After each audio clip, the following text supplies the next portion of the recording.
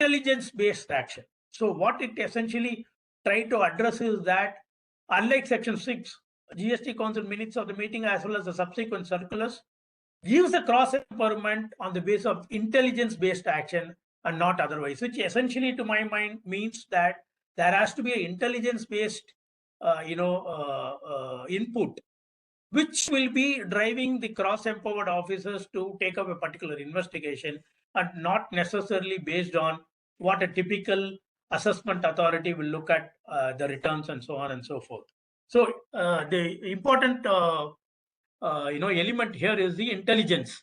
Whether the cross-empowered officers has an intelligence to proceed to take up a particular issue is what needs to be watched, and whether that intelligence itself is to be recorded as to what intelligence he has or not. Whether this can come for legal scrutiny later on is something which we need to look at. So that is the part of para 28 agenda note number 3 in the minutes of the meeting.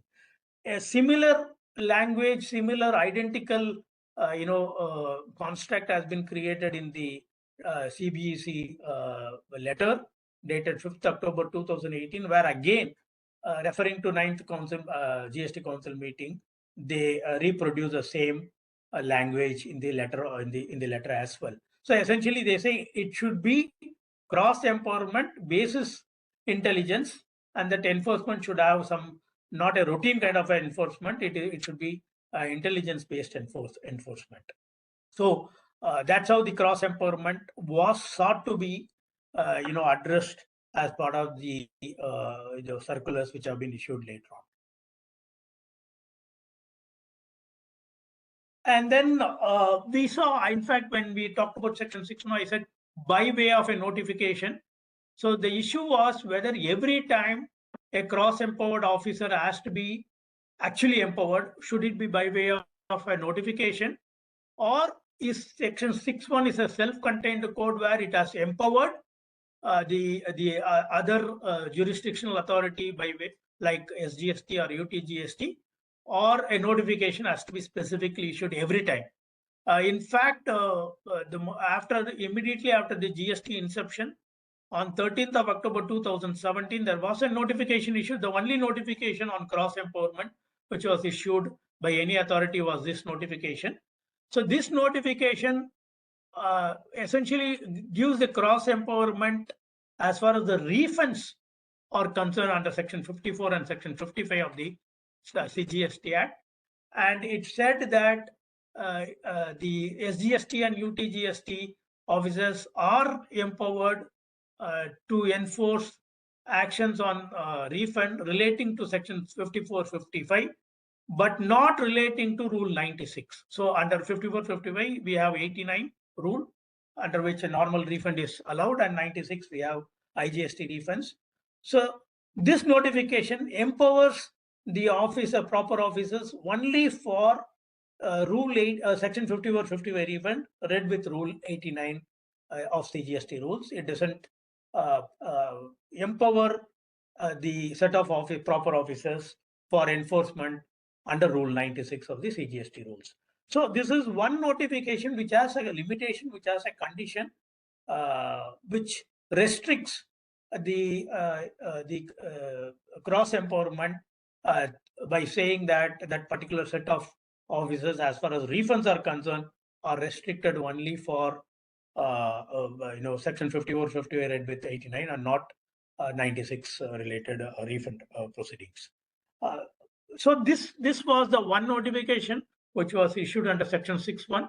We haven't seen any other notification, but this came for scrutiny later on, both by way of administrative clarification as well as by way of judicial interpretation. We'll see some of those. In fact, the DGGA itself very recently in 2020 raised this issue again, despite 2018 circular, raised this issue with the CBEC, asking for whether a notification in the nature of what has been issued in notification number 39 by 2017 should be issued for officers to be cross-empowered or otherwise. So that was the clarification sought by DGGA with CBSE.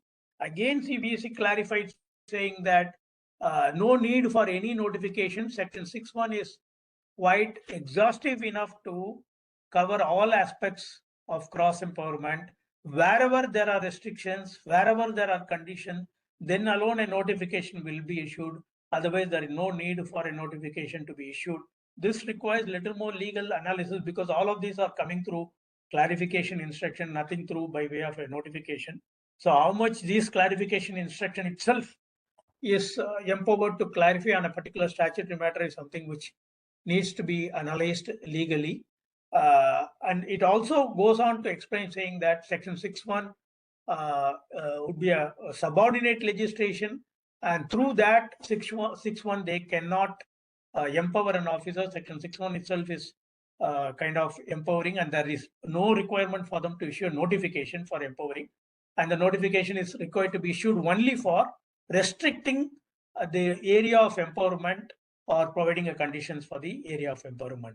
So this is the clarification issued as far as the DGGI request for clarification in 2020 is concerned. So with all of these sections and notifications and circular only one notification, still what is not clearly coming out is whether intelligence-based enforcement action means what.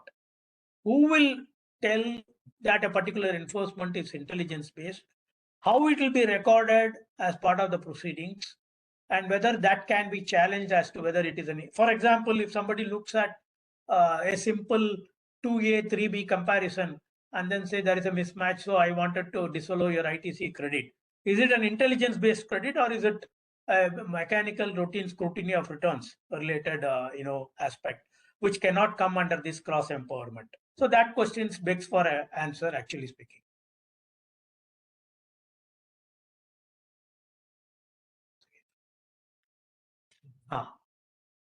So there are a few case laws which I will talk. I will not take much time.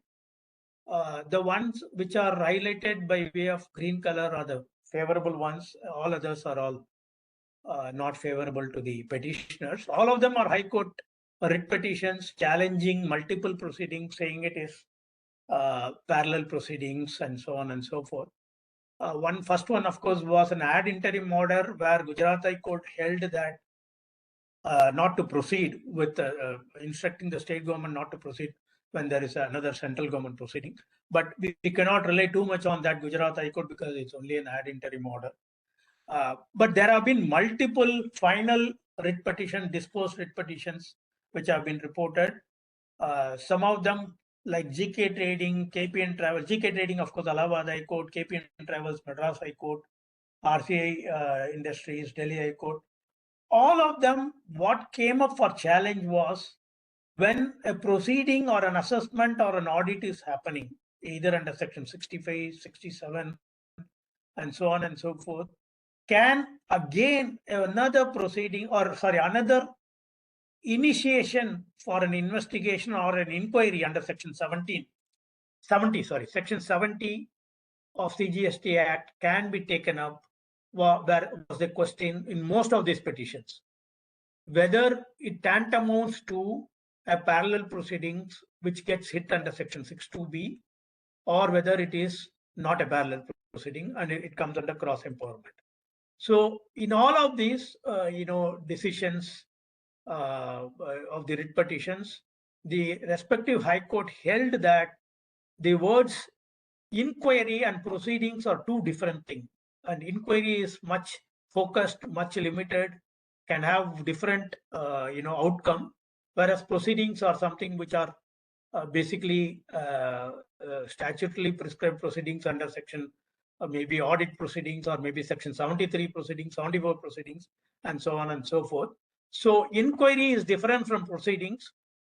That way, if somebody has to look at, then any action, enforcement action by one cross-empowered authority by way of a summon under section 70 will not be allowed to be challenged, saying that it is a parallel proceeding vis-a-vis the one which is already happening through an audit or assessment scrutiny of returns.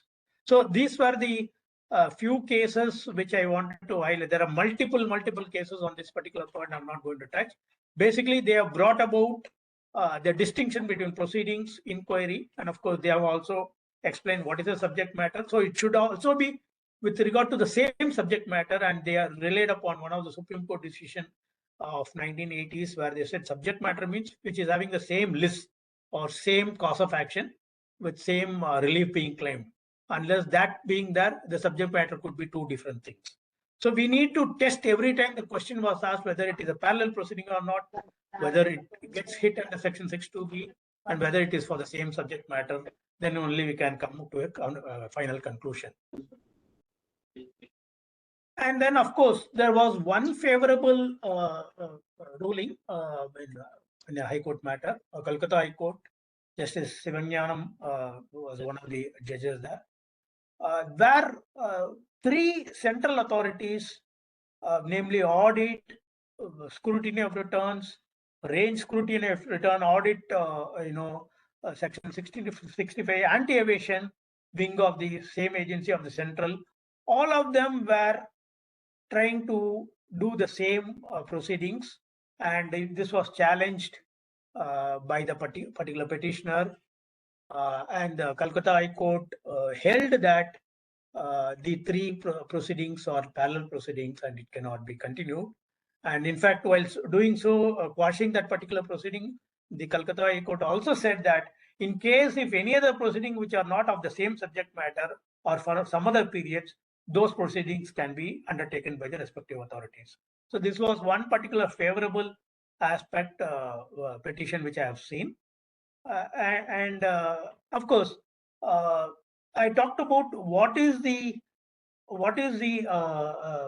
intelligent based enforcement vis-a-vis routine one. That again came up for challenge before Rajasthan High Court in the case of AMP Motors. The simple issue of the denial of input tax credit on matching between GSTR 2A and GSTR 3B. This was challenged instead of meritoriously arguing on the case. The petitioner came to High Court and then challenged this particular notice, saying that it's a parallel proceeding. However, the court refused, Rajasthan High Court refused to entertain the petition, saying that instead of challenging the petition, you can go and argue on the merit itself. So these were some of the petitions on parallel proceedings. So what is coming out as a trend is quite clear. You cannot challenge cross empowerment. Cross empowerment is very much statutory, constitutionally provided. You cannot challenge. Section 6(2)(b) gives restricts the cross empowerment. You cannot be doing the same proceedings with the two different agencies. The second agency will be restrained if it is the same similar proceedings on the same subject matter. So that can be challenged, and we need to really differentiate between parallel proceedings and cross empowerment. And also we need to try and understand whether some of the subsequent proceedings initiated by other agencies are all intelligence based or non-intelligence based for us to appropriately challenge some of those proceedings. So the other the other important thing is that since we are talking about central and the state GST authorities, whether the cross empowerment, in fact, while law is identical, all the rules are identical. As far as the procedures are concerned, state governments have their own set of procedures for administration purposes. For example, I have given at least 6 instances here, whether under unblocking of ITC credit under Rule 86A, Delhi has a particular set of procedure because 86A automatically unblocks after a year, whereas Delhi state has provided for a procedures to be followed once the credit is blocked under 86A, whereas CGST doesn't have any such procedure. Again, in the case of Kerala, Kerala has several unique procedures for themselves set out. One is the SOP for monitoring ineligible IGST input tax credit, reversal by the taxpayer in return form GSTR 3B. Similarly, they have RFN number, a reference number to be equivalent of a DIN number to be mentioned in the notices.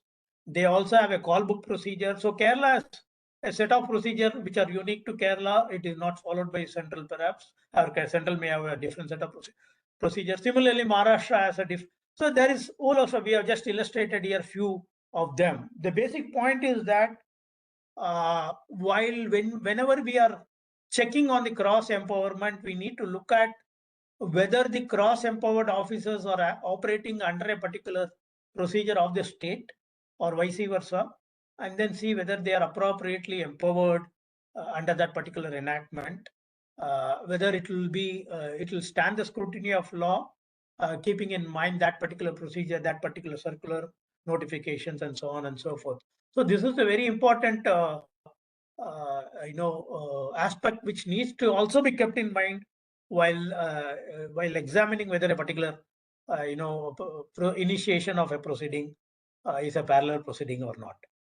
So as part of my presentation, the takeaway which I wanted to leave for the participants are cross empowerment is very much there to stay. So we cannot simply say multiple proceedings. Unfortunately, GST abandoned what was the practice earlier pre-GST, which was an LTU concept. We don't have single interfacing authority. We have multiple agencies to be faced. Unfortunately, that's a reality.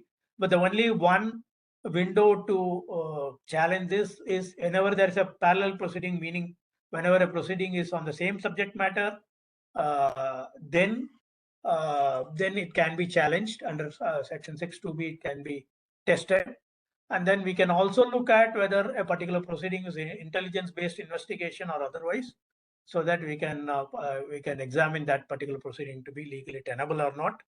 And whenever there is an inquiry or a proceeding, we need to understand inquiry is different from proceedings, and inquiry is very definitive, very limited, so it cannot be challenged as parallel proceedings, and it cannot be held to be a overlapping action. And finally, look out for the state issued notification to identify the powers of the state, or for that matter, the powers of the center, and compare that with the SGST or vice versa before we really set out ourselves to challenge some of these actions.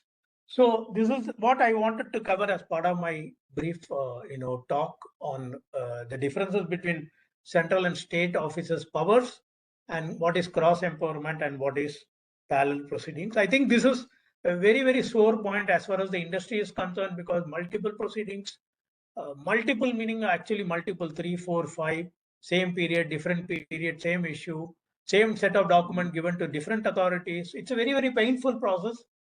But this is the context today we have as far as the legal provisions are concerned. Within this context, and the courts are very reluctant to allow quash any of the proceedings unless you are able to really pinpoint that it is a parallel proceeding. So with that, I would stop here, and I will now request Mr. Prasad to come in here, and he will do his presentation. But before Mr. Prasad starts his presentation, Mr. Prasad, I would like to introduce you. So you're there, right? Mr. Prasad? Yes, very much.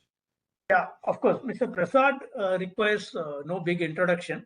He is one of the leading advocate as far as the indirect taxes are concerned. He is from the office of C. Natarajan, late Mr. C. Natarajan. He has been spearheading, and he has been helping taxpayer in challenging some of the very intricate provisions under service tax regime, Tamil Nadu VAT Act, and even in GST. He has handled multiple writ petitions in the high courts, particularly in the southern states. He is quite well known, popular. So I'm not elaborating on his credentials any further. I will now request Mr. Prasad to kindly do his presentation. Over to you, Mr. Prasad. Thank you so much. Many thanks to the Chamber of Commerce. And I thought when I conceived the topic, when I said core issues in GST, little did I realize that perhaps every section under the GST law can provide for a fairly intricate interpretative exercise, is what I thought. And when one gets into right from the levy of GST, which is the charge under section 9, and read with section 7, which is the definition of supply, almost every section can provide a very, very interesting interpretative exercise. And it is so providing. Now, when one looks to the objectives of the GST law, I think it is best summarized in para 23 in Mohit Minerals. Where the court said, idea is to avoid multiplicity of taxes, abolition of central sales tax, and integration of SENVAT and credit between goods and services, is how the Supreme Court put it in Mohit Minerals. It also said simplification of the tax regime. Well, whether that is actually happening or not can be itself a matter of a debate, considering the range of opinion on either side, both on the side of the SSC and as well as the side of the department. Now, as I see it, I thought I'll broadly divide my presentation into 2-3 parts. One is with regard to starting off with the machinery for the collection of tax, 2 substantive issues which are involved, and the third part being the remedies which are provided under the Act by way of appeals and revisions. I thought broadly it can be in 3 parts. When one talks of the machinery for like assessment and collection, one cannot obviously leave out provisions relating to audit or inspection, followed by an adjudication under section 73 or 74. Those are all parts of the machinery for collection of tax, procedural provisions. Substantive issues are always there in the form of input credit or in the form of valuation. These are substantive issues. And finally, of course, remedies which are provided in the Act in the form of appeals and revisions. So I thought I'll broadly put them in 3 categories. So straight away, while getting into the provisions for audit, we find that power of investigation, as I find, is found in 2-3 provisions under the GST law. We have the provision for audit, which is found under section 65. The audit provision is found. And there is an independent provision for inspection and search. Now, as far as the power of audit is concerned, as we all know, the scope of the power of audit came up first for discussion in the context of the income tax provisions in the judgment in Sahara, which is a 2008 judgment of the Supreme Court. And Supreme Court broadly found that audit will necessarily will partake of a quasi-judicial character. And it said that the principles of audi alteram partem must be read into an audit proceeding, even if not expressly spelled out, which means even at the stage of an audit, there has to be a fairly detailed process of queries being put to the SSC, questions being put to the SSC, material being gathered from the SSC, and an opportunity being given to the SSC to provide his brief answers to whatever audit queries which are sought to be formulated. So it's supposed to be in the form of a quasi-judicial proceeding, the audit itself.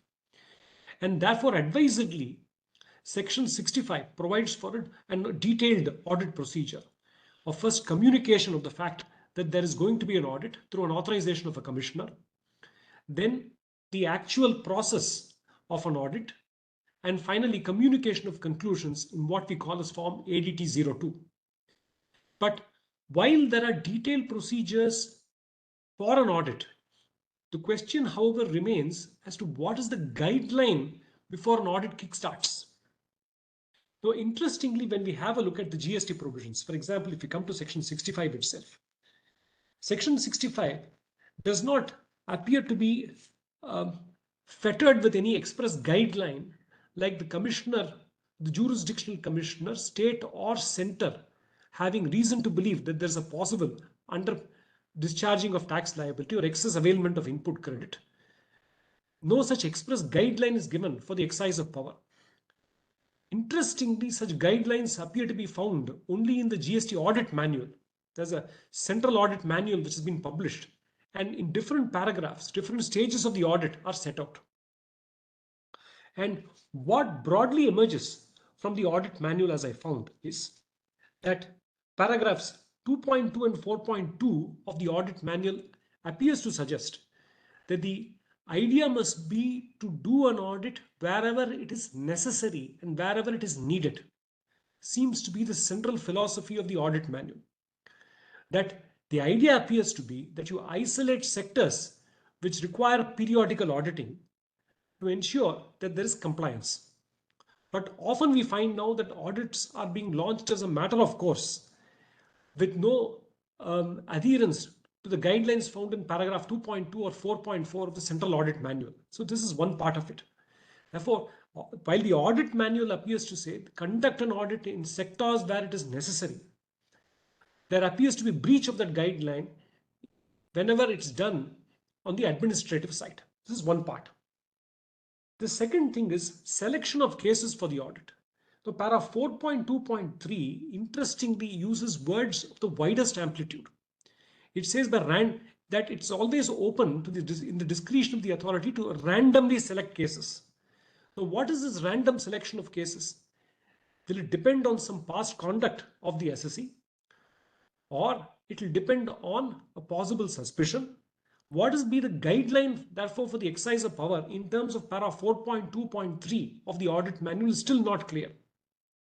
Now, one of the fundamental principles the Supreme Court, as we found in Sahara, has held that audit is quasi-judicial in nature. Therefore, it's an administrative power.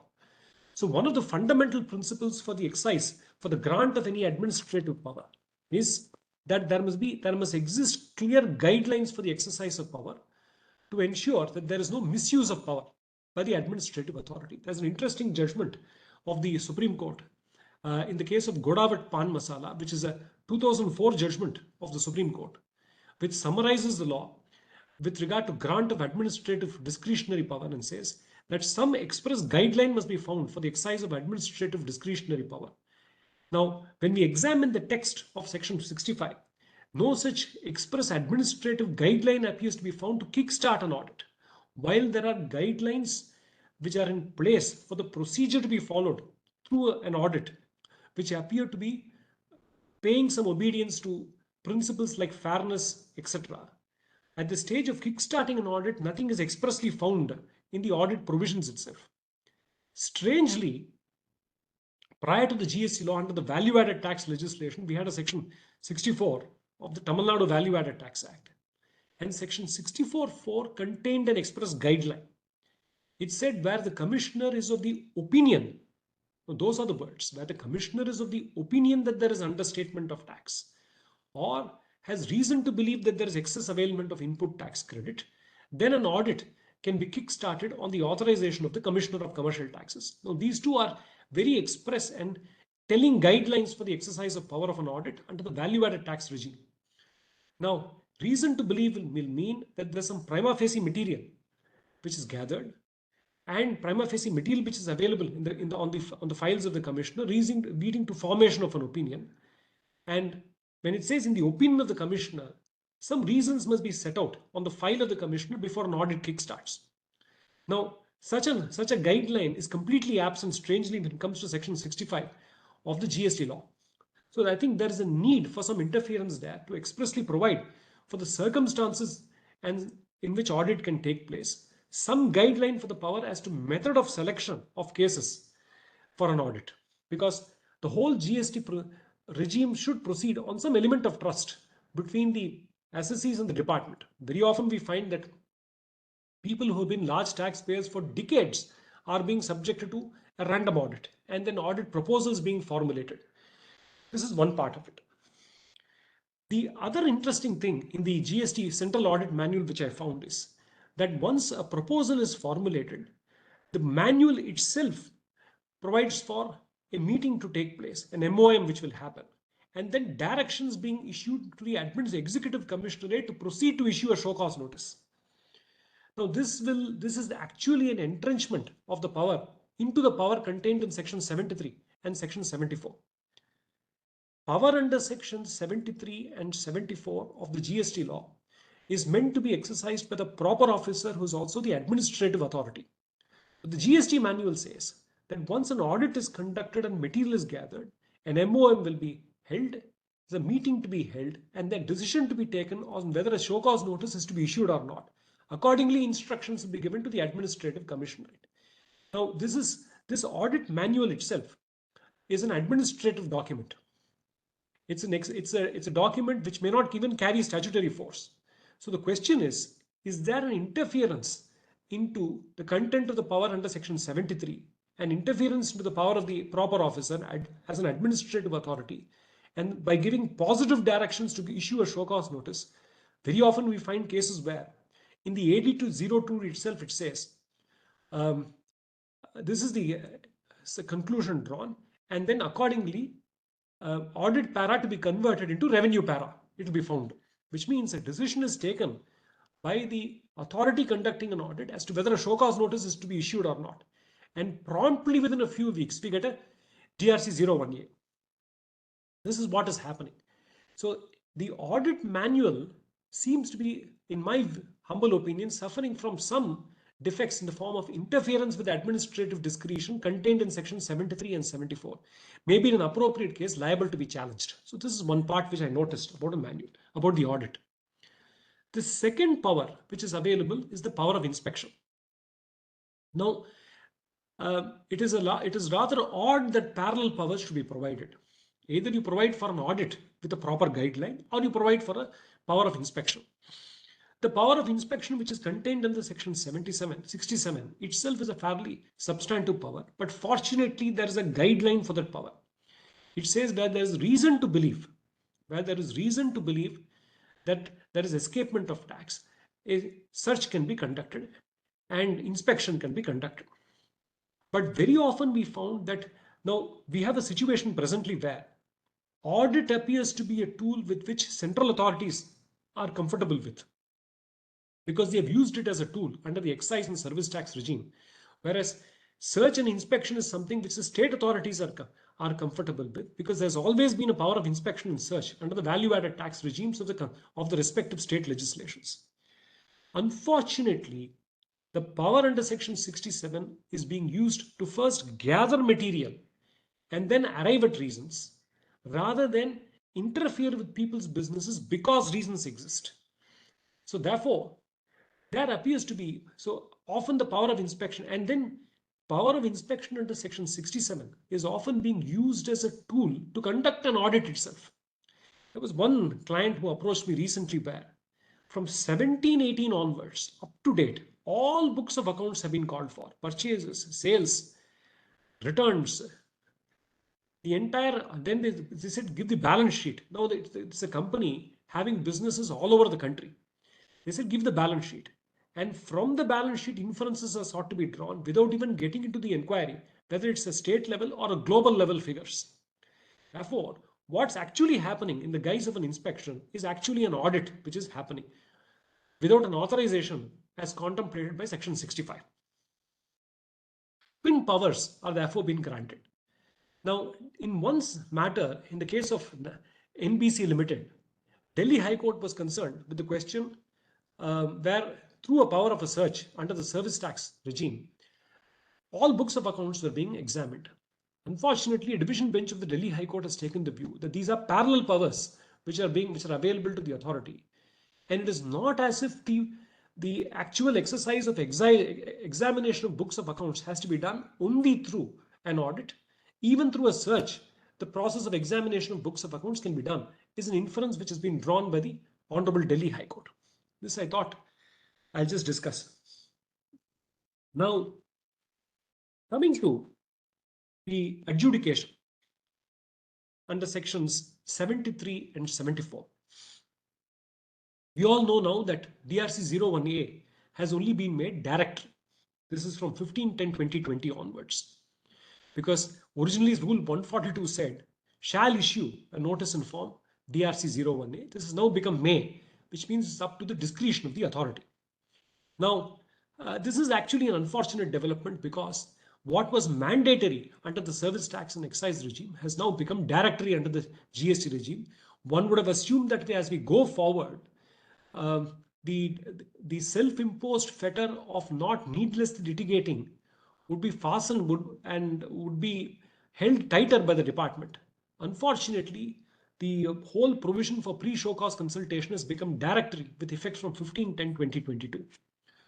Now, the interesting question can still arise when it says may issue a notice in form DRC-01A.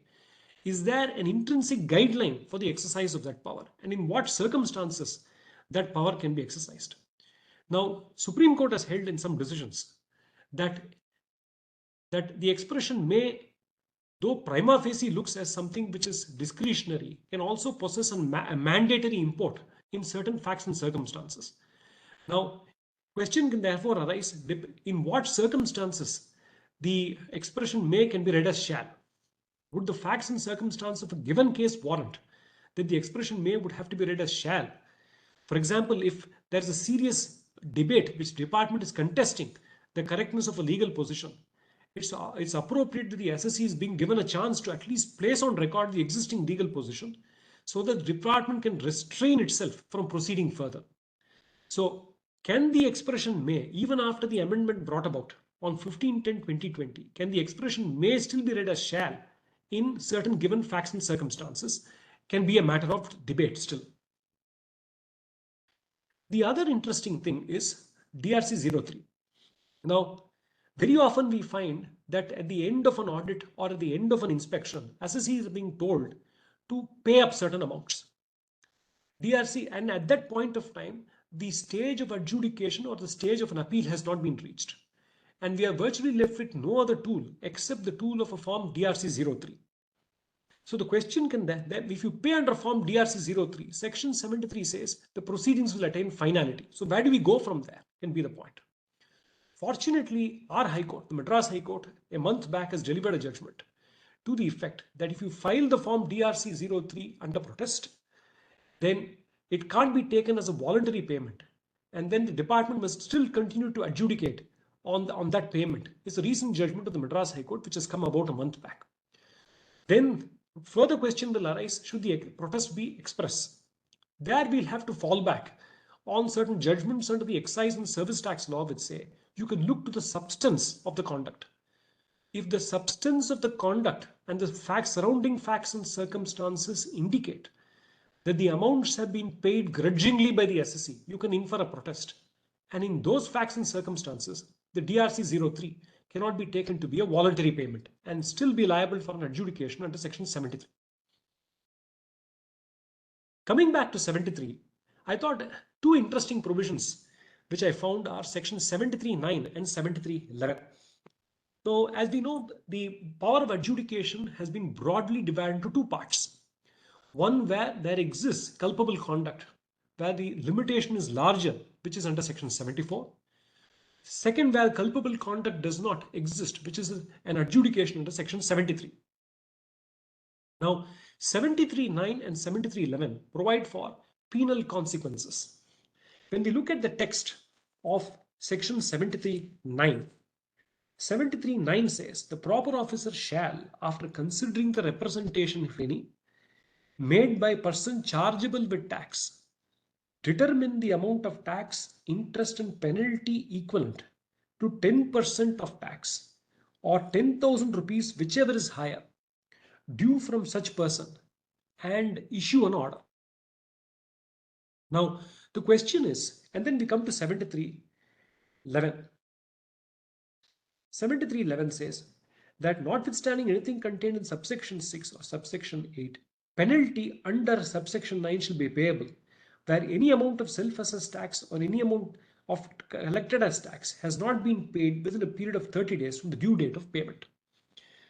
Now, one of the questions which is now being debated is the penalty under section 73.9.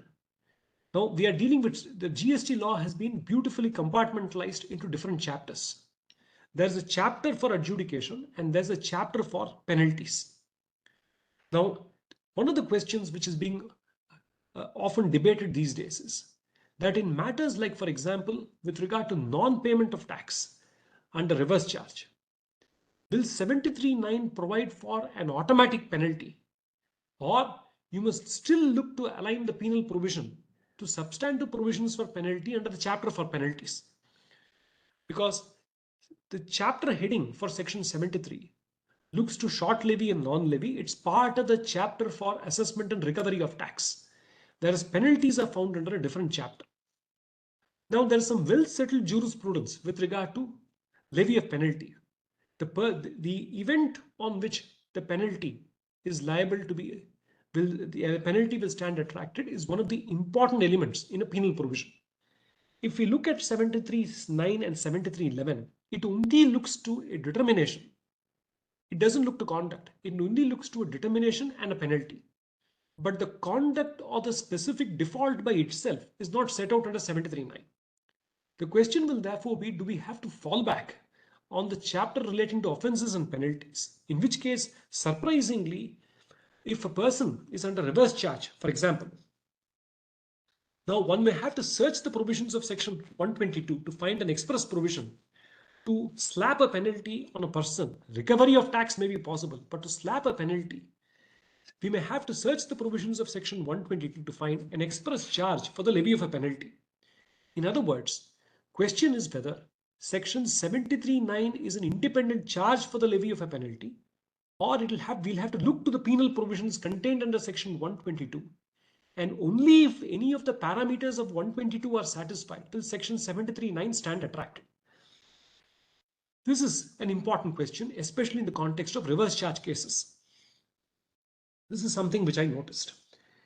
Then, with regard to the very question with regard to reverse charge, what we'll find is, if we come to 122, again continuing on the same point with regard to penal provisions, 122 looks to a situation of a default by a person by a supplier. Section 122, as I said, that for a taxable person, it refers to penalty on a taxable person. And then it sets out certain circumstances. And with regard to non-payment of tax, it appears to look to a supplier. It doesn't appear to look to a scenario where there's non-payment of tax by a recipient. We have a fiction under section 9(3) and 9(4) of the GST law, which treats the recipient as the person liable for tax. That's a fiction contained under 9(3) or 9(4). 9(3) and 9(4), which are the express charging provisions for reverse charge, say that the recipient will be treated as the person, and as if he is the person liable for tax. But strangely, there's no further fiction that the recipient will be deemed to be the supplier. In other words, question can be whether there can be a fiction upon a fiction that a person who's deemed to be the person liable for tax is also deemed to be the supplier. So can we therefore argue that because he is not deemed to be the supplier itself, but is only deemed to be the person liable for tax, in a case of non-payment of tax by a service recipient under reverse charge, whether penal provisions at all are attracted, is something which I thought I'll just bring forth just to debate. This is something interesting because Supreme Court has held that a legal fiction must be, you must give effect to the legal fiction by the plain language found. And there are certain principles for a legal fiction. First, look to the object of the fiction. Don't extend the fiction beyond its purpose, and don't create a fiction upon a fiction. And these principles have been laid down in a judgment of the Supreme Court. In a 2004 judgment of the Supreme Court, in the case of State of West Bengal versus Bhurmal. So this is something which interestingly emerges with regard to penalties in the course of an adjudication. Now I come to a few important, interesting things in the context of input tax credit.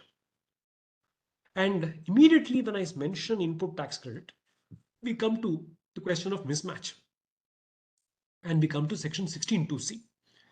Section 16(2)(c), as we find, for several decades several years into the value-added tax legislation, there were certain conditions until I can say till about 2012, certainly 2010, when the first amendment happened under the Delhi Value-Added Tax Act.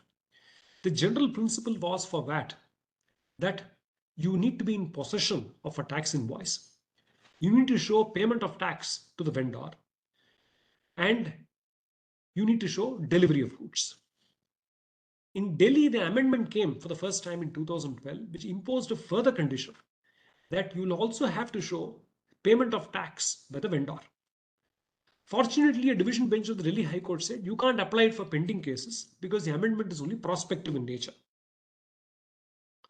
Now, it was followed by something similar in Maharashtra, and a division bench of the Bombay High Court, but however upheld the validity of the amendment in the case called Mahalakshmi Stones and Mahalakshmi Stores. The division bench of the Bombay High Court said ITC is only a concession. If it is only a concession, it's open to the legislature to impose conditions for the grant of input tax credit. And if it's open to the legislature to impose conditions for the grant of input tax credit, certainly they can have a condition to ensure the tax is being paid, to ensure and demonstrate the tax is being paid by the vendor. So this was how the division bench of the Bombay High Court put it in Mahalakshmi Stores. Now, fortunately, a division bench of the Delhi High Court in the case of Arise said that you'll have to make a distinction between transactions which are suspected to be bona fide, suspected to be mala fide, and transactions on which both parties agree are genuine transactions. Division bench of the Delhi High Court said that admittedly the transaction is genuine, you accept the word of the SSE. You go by the tax invoice. If you have a tax invoice and you've shown payment of tax to the vendor, give him the credit. And that's been approved by a short order of the Honorable Supreme Court also. That's where Arise stands. In Tamil Nadu recently, and this development which I'm now going to mention has got some important implication, at least for SSEs located within the jurisdiction of the Madras High Court. We had a judgment which got delivered in the second week of April 2023. We had an amendment under the Value Added Tax Act to Section 19, which provided for twin conditions, which got inserted on 29th of January 2016. And the conditions were, as a recipient of goods, you will have to show delivery of goods to you. Second, you will also have to show payment of tax by the vendor. With regard to delivery of goods, the division bench held there's nothing illegal about this condition because intrinsic to sale of goods is delivery of goods. And it's a method of verification if the transaction is genuine. In fact, that principle is actually upheld by Supreme Court recently, a few months back, in a case which went from Karnataka called ICOM Coffee. With regard to the second condition, this is the important part, and this will have some direct implication in the context of 16(2)(c). With regard to the second condition of demonstrating payment of tax by the vendor, division bench of the Madras High Court in this recent judgment held, once both parties agree that the transaction is bona fide, you don't have to insist that the vendor has paid proof that the vendor has paid tax to give the benefit of the ITC to the receiver, which is the buyer of goods. Now, this judgment has been rendered exactly in the context of pari materia legislation, which exists identically worded legislation of the Tamil Nadu Value Added Tax Act, which was found in Section 19 of the Tamil Nadu Value Added Tax Act.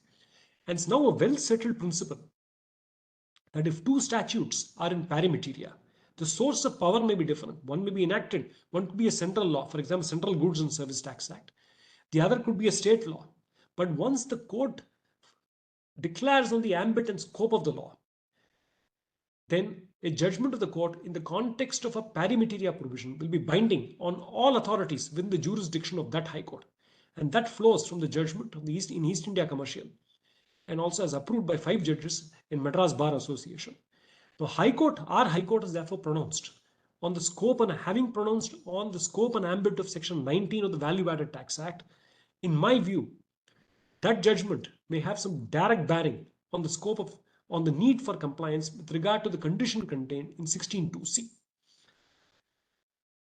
We find that the law itself has undergone 2-3 stages. We had a stage prior to the insertion of 2A. We have had a stage between 2A and 2B, and now we are into the stage post 2B also. And the difficulty really has arisen with regard to the position prior to 2A. Board has tried to intervene and solve the problem on 2 occasions, as we know. And they've extended the period also recently. The simple formula which they come up with for the solution: get a chartered accountant certificate. Now, while they say get a chartered accountant certificate, in case of large manufacturing enterprises, there can be some difficulty because Such enterprises don't have just large vendors. There can be hundreds of small vendors.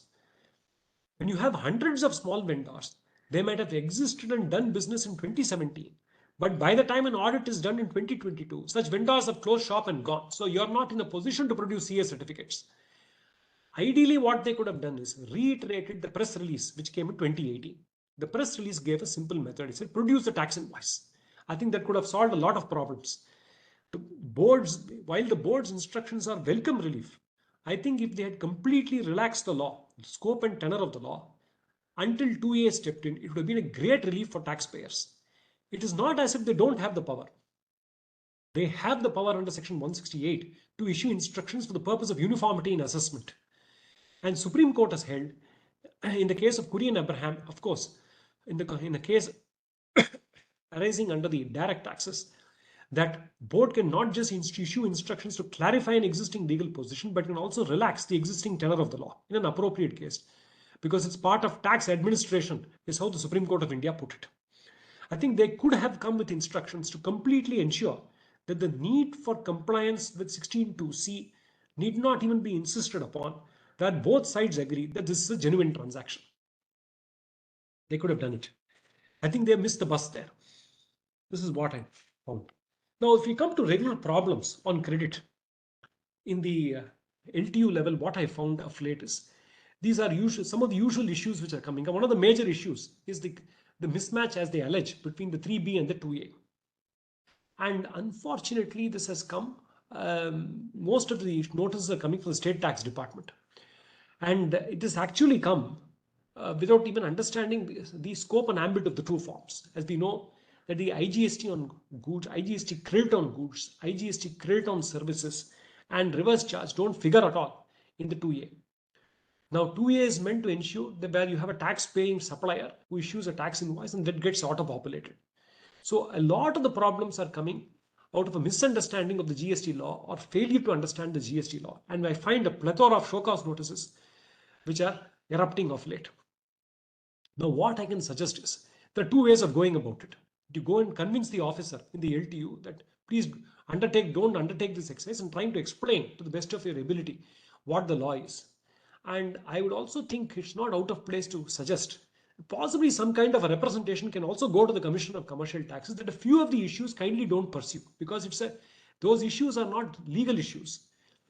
They are not matters of debate. They are actually part of the administrative architecture of the GST law as found in the rules itself. So what is actually needed may be some kind of a appraisal of the authority of what is actually happening in terms of the forms, rather than the assessee to come forward every time in response to a show cause notice and educate the obvious.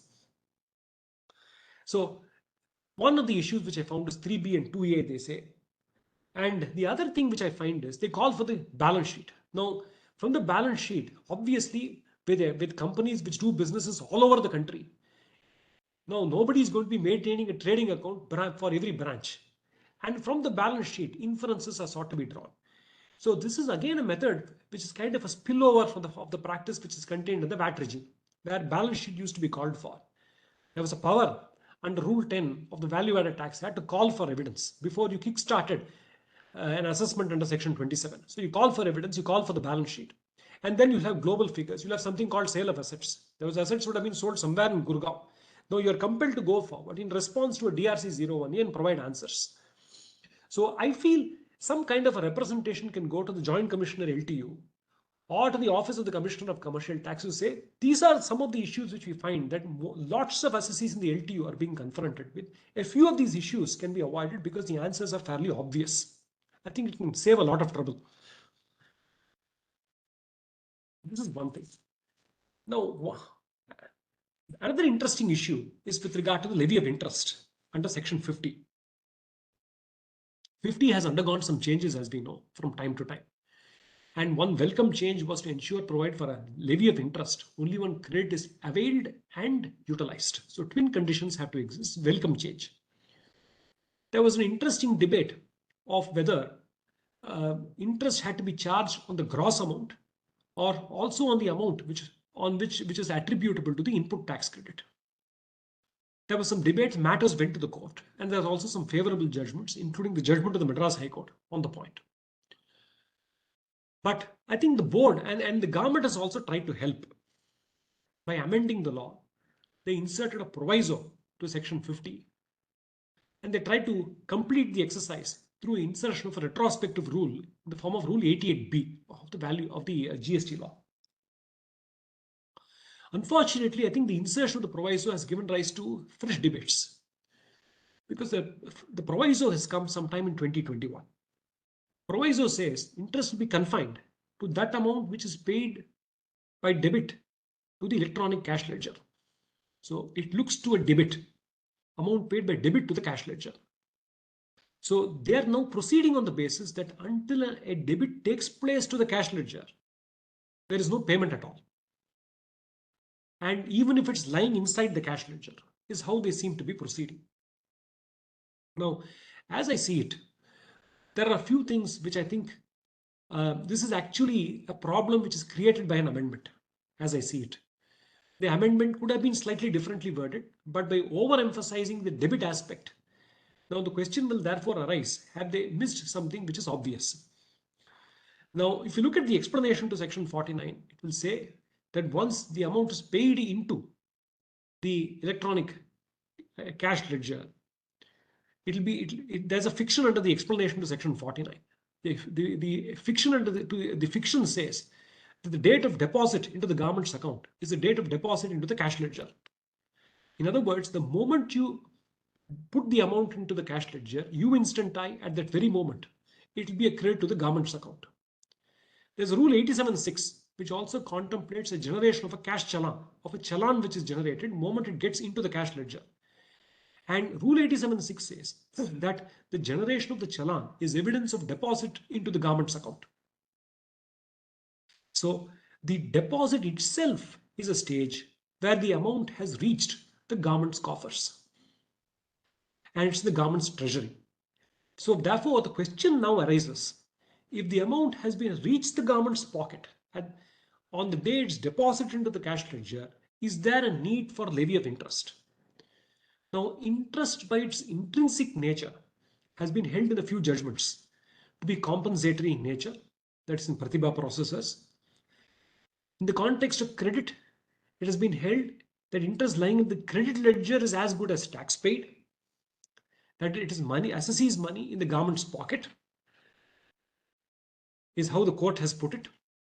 So considering the fact that interest intrinsically is compensatory in nature, is it necessary to charge interest between the dates of deposit into the cash ledger and debit from the cash ledger? In my view, in the attempt to help the assessee, some injury has been needlessly created by the language of the proviso to section 50. Now the rule appears to go one step further. We have the Rule 88B, which has come retrospectively, and they've made it retrospective from 1/7/2017. Now what does the rule say?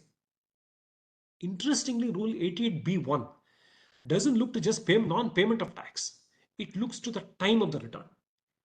It says you'll be liable for return from the due date on which the return under section 39 is to be filed until the date on which the return is filed. Now it's important to bear in mind that section 50 looks to non-payment of tax. It doesn't look to the delay in return. Whereas 88B1 appears to the delay in the return itself. Question can therefore be, has 88B gone beyond the scope of the section, which is section 50? This is one part of it. Now, the thing therefore is, there are a few other provisions. For example, if you look at section 27, it's a deposit to be made by a casual dealer. The law treats a deposit into the cash ledger as money received by the government for the purpose of a registration as a casual dealer. If you look at section 77 of the CGST Act and 19 of the IGST Act, they are providing for scenarios of intra-account transfers between the governments, between the cash ledgers, as if once it's available in the cash ledger, it's available in the pocket of the government. Therefore, I feel that one needs to look at this principle that through the insertion of the proviso, some mischief is sought to be remedied. They're intending to give some relief. They're intending to help. Are we to understand the proviso as creating a disproportionate counter mischief of providing for an interest liability on the gross, even on the cash component? Was it the intention of the government that in trying to cure a mischief, they have created a hurdle? The general principle of construction is, and there's a judgment of the Supreme Court also on the point, that you generally understand a section as not creating a disproportionate counter mischief. What is disproportionate here? If what is available in the credit ledger itself as ITC is as good as tax paid, if it lies as cash, it should support a ground that more so in the case of cash, no interest liability. Therefore, it will be inconsistent and absurd to give relief for ITC in the credit ledger, but no relief for cash in the cash ledger. So this is something I thought. These are interesting issues in the context of interest. Another, now you can also look at section 16.4 and time limit for ITC. If you look at the scheme of section 16, you will find essentially two parts to it. One is the substantive part, the other is the procedural part. The substantive part is section 16.1 and 16.2 of the CGST Act. The other is the machinery for claiming the credit, which is under section 16.4 of the CGST Act. 16.1 and 16.2 say set out the substantive conditions. You must be in possession of a tax invoice. The use must be for course and the furtherance of business. Then you must pay tax to the vendor or supplier of goods and services. All these are substantive conditions. The machinery and procedure is set out by section 16.4, which is the time limit. Now, is the time limit? Now, the answer from the department can be what to do with regard to time limit. Already Supreme Court has upheld time limit in the context of the VAT legislation. We have ALD automobiles, where Supreme Court has held that ITC is only a concession. We can impose conditions for ITC. Therefore, we have imposed a time limit. If you don't take credit within the time limit, no ITC for you is bound to be the answer of the department. But there are some features under the GST law which I thought I will just discuss. If you get into, for example, section 73 and 74, here is an anomalous situation. If you look at the power of adjudication, for example, you will find that the power of adjudication under section 73 and 74, for example, you will find that a 3-year limitation is given. They can pass an order up to 3 years when it comes to section 73. It's 5 years for the purpose of section 74. So on the one hand, you have preserved a power of adjudication for 3 years and 5 years. But when it comes to ITC, you're restricting the time limit. We'll test it through a factual scenario. For example, X is a manufacturer and he has a distribution chain. Now, after a few years, let us say 2-3 years, some issue on rate erupts at the hands of X, who is the manufacturer. Now, it's a classification of goods. Now, somebody decides it's not 18%, but it's 28%. Now, all buyers down the line through the distribution chain, 3 or 4 of them have only charged 18% down the line. And all of a sudden, the manufacturer is slapped with a demand which says 28%. Now, how does the manufacturer go forward the issue and ensure that the buyer takes the credit? Now, we have therefore a situation. Everybody would have taken the credit and the time limit under 16.4 would have lapsed. Now, how to correct this scenario can become a problem. Therefore, I feel there's also a need to reconcile the machinery under section 64, machinery under section 16.4, with the substantive right under section 16 and point out some anomalous consequences which can come about. So this is one situation. The other thing is 16.4 interestingly uses the expression take the credit. It doesn't use the expression claim the credit. Now that can be an important distinction. Claim will mean communication of a right to a third party, whereas take can become a unilateral right. Now, under the GST law, when you look at section 35, it contemplates maintenance of records. If you look at rule 56, it again contemplates maintenance of records. Now, records are being maintained, and some of the statutory records, like for example, you're supposed to maintain an input credit ledger, apart from the electronic credit ledger which is there, which is conceived under section 49. You also are supposed to maintain in terms of section 35 read with rule 56 an input credit adjustment account. Now, suppose we are in a position to show that though we have not filed the 3B in time, the fact that we have taken the credit in time in our books, in the statutory records maintained under Section 35, read with Rule 56, are we in a position to tell the department 16.4 only looks to taking of the credit? It doesn't look to communication of a claim for the credit. And if 3B can be projected only as a summary of the assessee's rights, then perhaps a stand can be taken. And if an assessee demonstrates that we have taken the credit in time in the books of accounts, though we have not claimed it and communicated it within time contemplated by 16.4, there's no violation of 16.4 because 16.4 only looks to taking of the credit and not a claim and communication of the credit. So, and an analogy can be drawn from the erstwhile excise regime where you had two parts to the RG23A, that's pre-Senbat. You had a part 1 and part 2 of RG23A. And spate of judgments of the tribunal which say that once you make an entry in the RG23A part 1, you have taken the credit. You have taken the credit by a mere entry in your books. In RG23A part 1, if you show an entry, it amounts to claiming of the credit within time. And these judgments have been rendered in the context when once upon a time there was a time limit under the old 57A series of a 6-month time limit. These judgments are in place.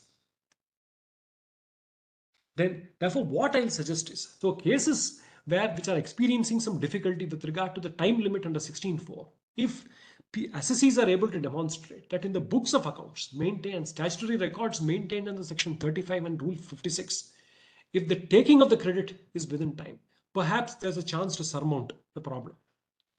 Now, there's an incidental and very interesting question which has erupted recently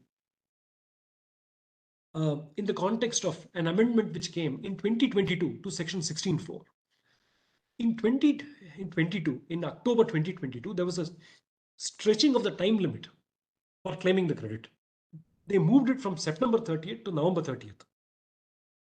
And therefore, now there is a debate on whether somebody went to the board and the clarification sought for is, you have introduced the law. Now, will it apply for 21-22 also, was the query. And the board clarified it will apply for 21-22 as well as 22-23 onwards. Now, the question is this, that if the substitution was intended as an exercise to relax and extend the benefit to the assessee, and this is an extension of time, and time being the realm of procedure, can such a procedural relaxation have its impact on the past, even for assessment years such as 17, 18, 18, 19, etc. Now, department is proceeding on the basis that we'll go by the notified date in the Gazette, because this amendment came as a result of a conscious exercise under the Finance Act of 2022, and the central government was delegated power under the Finance Act to notify a date. Central government as a delegate notified a date as 1st of October 2022. And therefore the question was, and therefore department is trying to say, when the government has specifically notified a date as a delegate under the Finance Act, you can't look to project it for the past. But what I think the government, what's the contra argument which may be open is, if this is intended as a relaxation to the assessee and as a benefit to be conferred on the assessee, apply those line of cases and those principles which say that while a new restriction or a disability will have prospective effect, a relaxation can also apply for the past. Because it's not as if this was meant for as a one-time relaxation only for 21-22 and 22-23. This extended time limit remains on the statute book even today. And if it remains on the statute book even today, then we have an arbitrary line drawn between 2022 and pre-2022. And that line itself can be questioned on the ground that it is arbitrary. Therefore, the effect of the expression substitute and the extension of the time limit as to whether it will apply for past periods is also a subject matter of debate. And my views there will be that because it's beneficial in nature and because it's in the realm of procedure, it may possibly be extended even for the prior years. And we have a precedent in the case of Home Ashok Leyland judgment in the Supreme Court. They were dealing with a situation where of a case of a price revision. Interestingly, on the inception, from when the transition took place from pro forma credit to mod VAT credit, we did not have an express provision to pass on the input credit when there was a price revision. That provision came later. The question was the insertion of Rule 57E, which enabled use of the credit use of the credit will apply even for prior periods. Supreme Court made a distinction between 57A, which it called substantive, and 57E, which it called in the realm of procedure, and said such a procedural. It says the grant of the credit is substantive right, but the use will be a matter of regulation of the right and a matter of procedure. Supreme Court held that it can still cast its shadow on the past, and that benefit will be available to the assessees even prior to the insertion of Rule 57E, is how Supreme Court put it. And this time limit can be inconvenient in cases where the law settles after several years. For example, we have situations where the tribunal takes a view today, the High Court takes a second view, the Supreme Court reverses after several years. The assessees are forced to cough up the liability after several years. So what happens to the time limit under Section 16(4)? In matters involving reverse charge, for example, if 16(4) is found to be an absolute bar, then we'll have situations where even after change of law after several years, assessees, while they're compelled to cough up tax and interest, are not in the position to take input credit. This can be a difficulty. Now, the other situation is with regard to, for example, there is a interesting issue with regard to under Section 16 itself. If you look at the second and third provisos with regard to 180 days, there's some interesting debate which is presently happening, and some law also has undergone a change. Earlier, the law was that if you don't pay the vendor the price and tax within 180, with the price and tax within 180 days, then you're liable to reverse the credit with interest. Presently, the amended law says you'll be liable to pay the amount with interest chargeable under Section 50. Now, the question is, for the period prior to the amendment of Section 16(2) second proviso, where will the department go to charge interest? Now, suppose I've taken the credit within 180 days. I've taken the credit, but I've not paid the price and tax to the vendor, but I've reversed the credit within 180 days. Am I liable for interest? Can be a question. Now, certainly, the only provision prior to the amendment to second proviso was Section 50 itself. Section 50 did not provide for an express charge of interest to activate the liability under second proviso to Section 16(2). It is only now that the second proviso to Section 16(2) has been aligned to the charge of interest under Section 50. And in spite of that, interesting questions can arise with regard to what is meant by availment for the purpose of a second proviso. Suppose I've taken the credit, but I've not paid the tax to the vendor, but I've reversed the credit in the meantime, within 180 days, can I be held liable for interest? There the argument can be, my availment is set at naught by my reversal, relying upon Chandrapur magnets and the line of cases, and an argument can be open that I have not at all availed the credit because I have reversed it within 180 days. Therefore, you can't hold me liable under the second proviso to Section 50, under Section 16. Where I've used the credit also, where I've used the credit within 180 days, but I'm still reversing it within 180 days, what happens? In that scenario also, twin conditions must exist to activate the second proviso. There must be an availment and there must be a use. But if I'm annulling the availment by a reversal within 180 days, am I liable for an interest? In my opinion, a stand can be taken that in both cases where it's availed and in the case where it's availed and utilized, but reversed within 180 days, the wrath of the second proviso will not stand attracted, is what I feel. Then we come to some of the negative services which are part of the negative list under Section 70 and often taken up is works contract and construction service. Of course, presently the matter is even now this week being argued in the Supreme Court in Safari retreats, is on appeal before the Supreme Court. And Revenue's argument is it's a concession, not a vested right, not a constitutional right. That is accepted, no doubt. And obviously it has been blessed, that argument, on a few occasions by the Supreme Court. But the other line of judgments is that even if it is treated to be a concession, if a concession granted to X for X activity cannot be denied for Y activity, if Y activity is in all its facets substantially similar to activity X, And that principle has been formulated by the Supreme Court in the context of customs exemption. We must bear in mind that though titled as input credit, it is actually nothing but a reduction of the quantum of tax. Therefore, in one sense, it is nothing but an exemption. Therefore, whatever principles have been applied for the purpose of exemption by Supreme Court can possibly be extended to ITC also. The Supreme Court has held in the case of NS Ratnam, which is a 2015 judgment of the Supreme Court in the context of a customs case, that when the government has chosen to give it to X, and the exclusionary words in the customs notification which deny it to Y, which is similarly placed, may not be correct and liable to be struck down on the ground it violates Article 14. What is the purpose of the credit? They are looking to ensure that there is some kind of ensure that there's no tax on value addition, that the object is to extend it for the purpose of use in business and commerce, and if there is use in purpose of business and commerce, give the credit. It may be anomalous, therefore, to give it for the purpose of business and commerce. Let us take the case of a manufacturer. Manufacturer will be using inputs and input services to be giving the credit for the activity of manufacture, but to deny the credit for an activity but for which manufacture will not exist can be anomalous. So possibly that can be a submission. Anyway, matters are presently being argued before the Supreme Court. This is one part of it.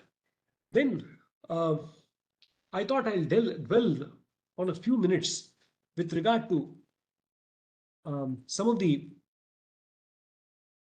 remedies under the GST law. When we look at remedies, we obviously have provisions for appeals and revisions. Section 107 provides for a right of appeal. 108 is the revisional remedy. Now, one of the practical problems in a few cases which I've found is that at times the appeal is sought to be filed. We have got about 3 months' time to file an appeal. And at that stage, if there is some problem in the system in uploading the appeal, then compliance becomes extremely difficult. Now, filing of appeal, until recently, states are now presently formulating rules to enable manual filing of appeals. So earlier, SSC had an option to file appeal either electronically, because in the absence of rules, some courts have held, including a division bench of the Allahabad High Court, in the absence of an express bar, appeal can also be lodged manually. Now there is an express guideline for the power in the form of notifications which have been issued under the state GST law. For example, in Tamil Nadu, we have a GO which has come about 2 years back, which says you can file an appeal manually, but with the permission of the Commissioner of Commercial Taxes in such appropriate cases as the Commissioner may decide, is what the GO says. Now, what are these appropriate cases? One will have to assume that those are cases where there is some genuine hardship. For example, somebody tries to, let's say we wait for a couple of months and we have just about 15 days to file an appeal. And we are desperate to get the appeal filed because companies often take internal approvals. And they consult tax practitioners and lawyers and they take internal approvals. By the time the approvals are in place and the pre-deposit is made, already 2 months has lapsed. And we are desperate to file the appeal in time. And there are some electronic issues. In such circumstances, we have to approach the office of the commissioner and get a relaxation of filing the appeal manually. And things often get desperate. For example, when the time limit is short, because the GO seems to leave it entirely to the discretion of the commissioner. That's how the GO is worded. The other thing is with regard to how the pre-deposit needs to be made. Should it be made in cash or can it be made in ITC? Board has come with some instructions and courts have also opined recently. Judgment of the Orissa High Court, judgment of the Bombay High Court, and Allahabad High Court, and recently, learned judge of the Madras High Court also appears to have passed an order to the effect they can use the credit as a method of pre-deposit to ensure that there is compliance with the provisions of Section 107. Now, the other thing is they have denied a power of remand, as I see it. Now, they say should not refer the case back to the assessing officer.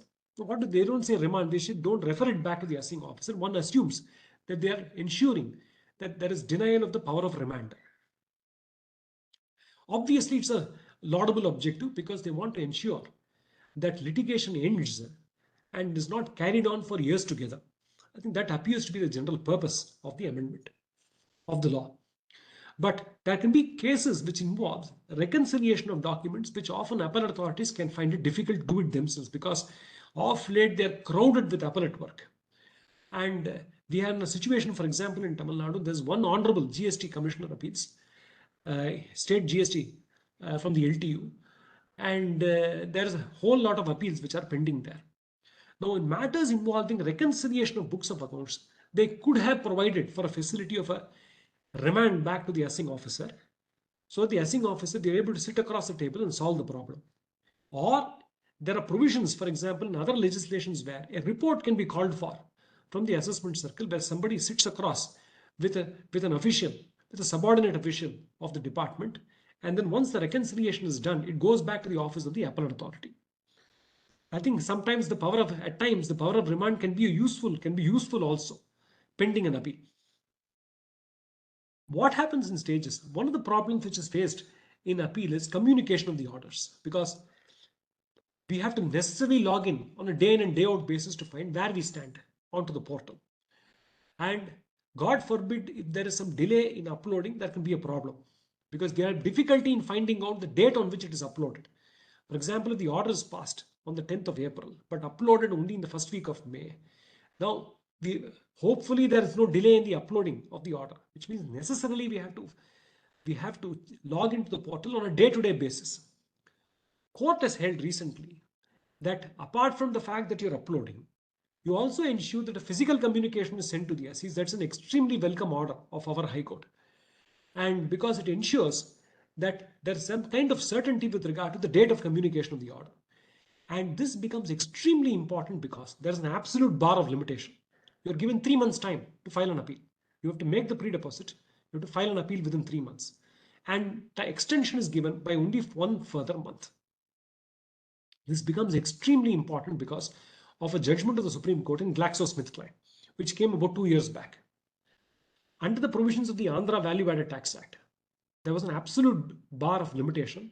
They provided for 60 days to file a first appeal with the 30 days for the power to condone.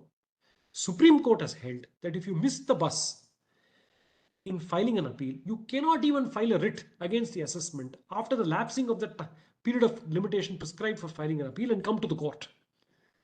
That's the judgment in GlaxoSmithKline. That judgment can be applied in all force to the present GST regime. So we have to ensure that on a day-to-day basis, portal is being logged in, and we have to ensure what are the developments which are happening, at what stage the adjudication is. Is there a DRC 01A? Is there a DRC 1 which has been issued? What is the date on which it is issued? And periodical response has to be uploaded onto the portal. So this has to be followed on because we are now in a situation after the judgment in Glaxo that we can find ourselves at a point of no return if we miss the bus on limitation, because it's a case of absolute bar. Now, the alternative is, suppose we miss the bus. The one issue which I was investigating for one client who came to my table is, can we file a revision under 108? The general perspective is that 108 is available only for the benefit of the revenue, because it says where it's prejudicial to the interest of the revenue. But to my mind, it seemed that the contra can also be argued for the following reasons. If you look at section 108, it's a revisional power. It's like a power of superintendence. The law therefore provides for 2 sets of remedies. There is a broad open-ended remedy under 107, where there can be a complete investigation of facts and law. In a revisional under 108, it looks to 2 circumstances. It says, no doubt says prejudicial to the interest of the revenue, but it also says, or it uses the expression or, where material facts have been overlooked by the adjudicating authority. Interestingly, 108.2 says that if right of appeal has been missed, it will only be available in cases where an appeal is not filed under 107. This is therefore could have been premised on the fact. Now, therefore, it seems to have been conceived as an alternative to 107. And if where an appeal has not been pursued under 107, you can look to 108. But then the question can be, does it mean that every time we miss the appellate remedy, we can conveniently miss the appellate remedy under 107, avoid the pre-deposit and resort to 108 can be an answer that somebody can put forth. Now, the answer can be, if you look at the scope and content of the 2 provisions, they are materially different. 107 is a total appeal. all facts, all books of accounts can be looked at for the first time. There need not be remand. Appellate authority can do a coextensive exercise as the assessing officer would have done under 107. But 108 is like a power of superintendence. It says where material facts have been overlooked or there's contravention of provisions of the Act. These are two guidelines. Now, this sort of dual power system is not new. Under the value-added tax regime in Tamil Nadu, we had such twin powers. We had Section 51, which is a complete right of appeal against an assessment. We also had Section 16D, which provided for a revisional power to the Office of the Commissioner of Commercial Taxes. Now, this revisional power to the Office of the Commissioner of Commercial Taxes said two things: that it will be exercised where material facts are overlooked, interestingly, more or less the same expression, and two, where the assessment is contrary to the provisions of the Act. And like 108, it also said no remedy under 16D if remedy has been pursued and if time is still available for a remedy under 107. Therefore, to my mind, it seemed that they are providing for two sets of remedies. If you want a bigger remedy and a larger remedy with the right of complete investigation into facts and law, then you go through the rigor of a pre-deposit. If you want only a limited remedy of a power of superintendence to find has the assessing officer overlooked material facts, then you can resort to a remedy under Section 108. Is how I thought one can possibly put it. In fact, I've recently moved. I moved a writ for somebody, and we're awaiting the process of admission. So I've taken this point and trying to submit before the court that it's not as if 108 is as wide as 107. 108 is an alternative right of a lesser remedy and therefore a less rigorous condition, is how I've tried to project it. Then some interesting issues which have come, I thought I'll just focus on. For example, in the context of secondment, there's an interesting debate which is presently happening. We had a judgment in Northern Operating Systems. I hope I'm not entrenching on the topics of the other speaker. I'll just ensure I just talk of this one judgment with your kind permission, sir. When it came to secondment in Northern Operating Systems, some guidelines were laid down by the Supreme Court. And they upheld liability under the service tax regime. And the circumstances they upheld the liability and the service tax regime was, they found when the foreign enterprise sent the employees, there was a lien on the employment of the foreign enterprise. They found that the deputation of the employee is for the benefit of the foreign enterprise. There was a clause for repatriation which was found, and these were the surrounding circumstances and facts on the basis of the judgment was delivered and held that there is deputation, there's supply of manpower liable for a service tax, and there's obviously having some direct implication in the GST regime also today. And as a result of the judgment, we find that some spate of judgments of the tribunal have been overruled. I understand there's a second round which is presently happening in Supreme Court. And one of the anxieties is, how do we go about interest and penalties? I felt that though Section 50 appears to provide for a non-discretionary, provides for no discretion in matters of a levy of interest, Section 50 looks to non-payment of tax. It assumes that an assessee has been a defaulter until a particular date. But if the assessee is supported by a legal position up to a particular date, can you treat him to be a defaulter until that date? There are some judgments of the Supreme Court. For example, JK Synthetics is a Constitution Bench judgment of the Supreme Court, though rendered in the context of the Rajasthan Sales Tax Act. And they were dealing with Section 11 of the Rajasthan Sales Tax Act. The Supreme Court said that though Section 11 provides for a non-discretionary interest, and for an automatic levy of interest, you can't ignore the bona fides of an assessee. And they were dealing with a case of freight charges, where the High Court had declared a certain legal position, and that had been overruled by the Supreme Court after several years. Supreme Court said that you can't treat the assessee to be in default until the Supreme Court delivered a judgment. And therefore, I feel that that principle can be applied for the purpose of Section 50 also. That somebody can reasonably say that it's only now that Northern Operating Systems has come. Until today, you had judgments of the tribunal, judgments of the High Court, which supported the stand of the SSC that there's no manpower supply service. And you can't treat the SSC to be in default, and treat him as a defaulter, either for the purpose of the levy of interest or penalty. I understand that as far as penalty is concerned, there can be cases where the court has held it's an automatic penalty, where it's breach of a civil obligation, including a recent judgment of the Supreme Court. But court was not confronted in the recent judgment in the case where there was a change of law. Where there's a change of law, different considerations have seemed to have appealed to the mind of the court. And those considerations are, has the law changed to the detriment of the SSC after a number of years? When the SSC filed its return, what was the legal position? If on the day the SSC filed its return, legal position was X and has become Y because of a subsequent judgment of the court, you can't treat the SSC to be a defaulter, is how the court appears to have put it. So this is something which I thought I'll bring up. Of course, we have the recent circular finally with regard to the ISD. And one of the questions which is being debated is with regard to, if you see para 3 of the ISD circular, one of the questions is, it appears to give some relief. It says you need not include the employee salaries as part of cost for the purpose of cross-charge between the head office and branch offices. Now, can we set the clock back in the sense, for the past, for example, can the benefit of the circular be availed? When you go through the circular, you may possibly find that it appears to give an option. It appears to contemplate a scenario where, cases where it appears to give a benefit where the SSC has elected for not including it as part of cost. Whether it's actually whether that benefit can be availed for the past can be an interesting question. The Supreme Court has held, in the case of Suchitra Components, that if a favorable circular comes granting relief to the SSC, it can be extended for the past also. If it has to be extended for the past, how does one go about refunds? Does one issue credit notes?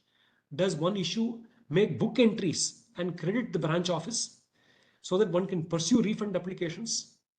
Is something which is very interestingly poised. And I thought these are some of the topics which I'll just bring up. And with that, I think I'll end. Thank you once again for this wonderful opportunity. I think many thanks to Mr. Sriram and Mr. Ramani for accommodating me for this 1.5 hours. And thank you all once again. Thank you, Mr. Prasad. Really appreciate. And some of the perspectives which you have brought in, like the revision provision under Section 108, the way in which Northern Operating Systems can be read as kind of prospective for interest computation perspective, are all very refreshing thoughts. Many such thoughts were aired by you as part of your session. I think really appreciate, and it was very useful. I'm sure the members who have attended has carried a good takeaway from your session. Thank you so much, Mr. Prasad. And with that, I would now request my colleague Ramani to take over, and from here for next maybe 30 minutes, do his presentation, please. Over to you, Ramani.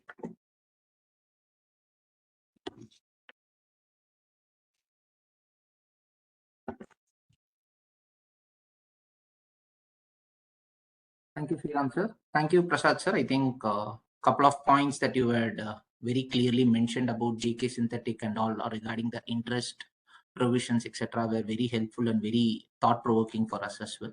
So with that, I move on to the next topic. So my topic is more on core issues or recent emerging topics under customs and GST law. While I have not kept it very specific to GST, I've kept more of customs with mingling with GST.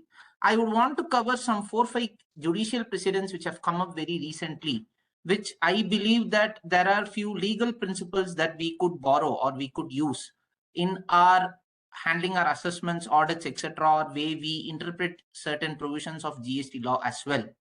So I thought that it could be a good refresher or some point of view that have come across in various judicial precedents that could be of help to the trade and industry. So with that, I start my presentation.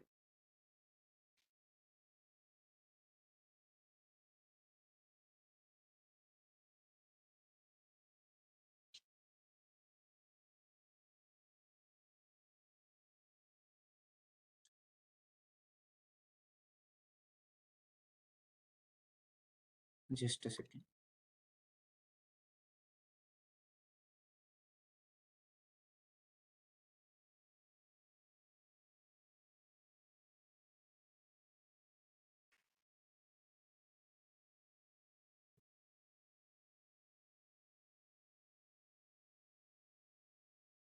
So the first judicial pronouncements that I want to talk about is the Supreme Court ruling in case of Cosmos Film Limited. It is in the context of upholding of pre-import condition for advance authorization. So to give a brief background on this particular case, when GST got implemented, advance authorization, imports under advance authorization were subject to levy of IGST and only BCD exemption was granted.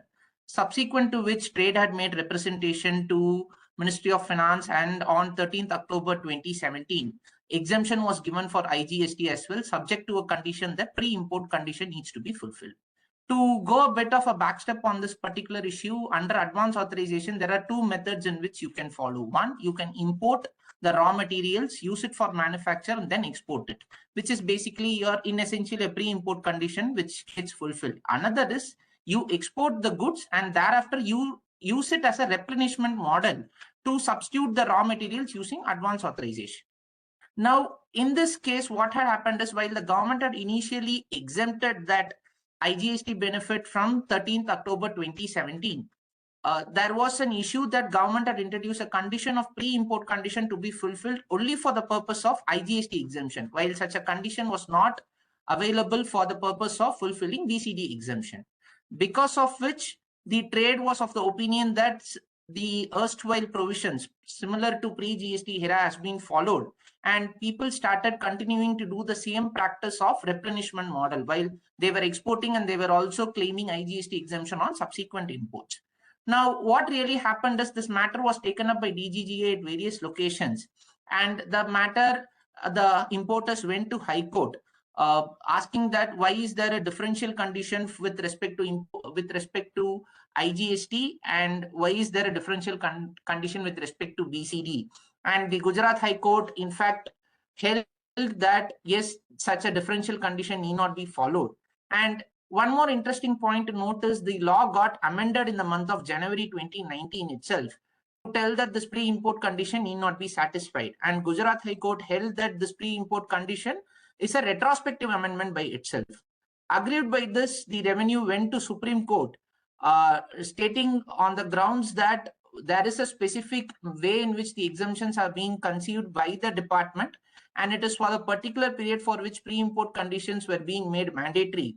And FTP had a power to impose pre-impose condition for all goods, and while exercise of that, they have imposed this pre-import condition for all goods. While the assessee had argued that there is a differentiation between BCD and IGST which has been imposed, while for BCD there is no requirement to provide for this pre-import condition, while for the purpose of IGST only this requirement of pre-import condition is required. This is leading to a differentiation category for the both two levies of taxes. Supreme Court, while allowing the assessee appeal, had made some interesting observations in this case.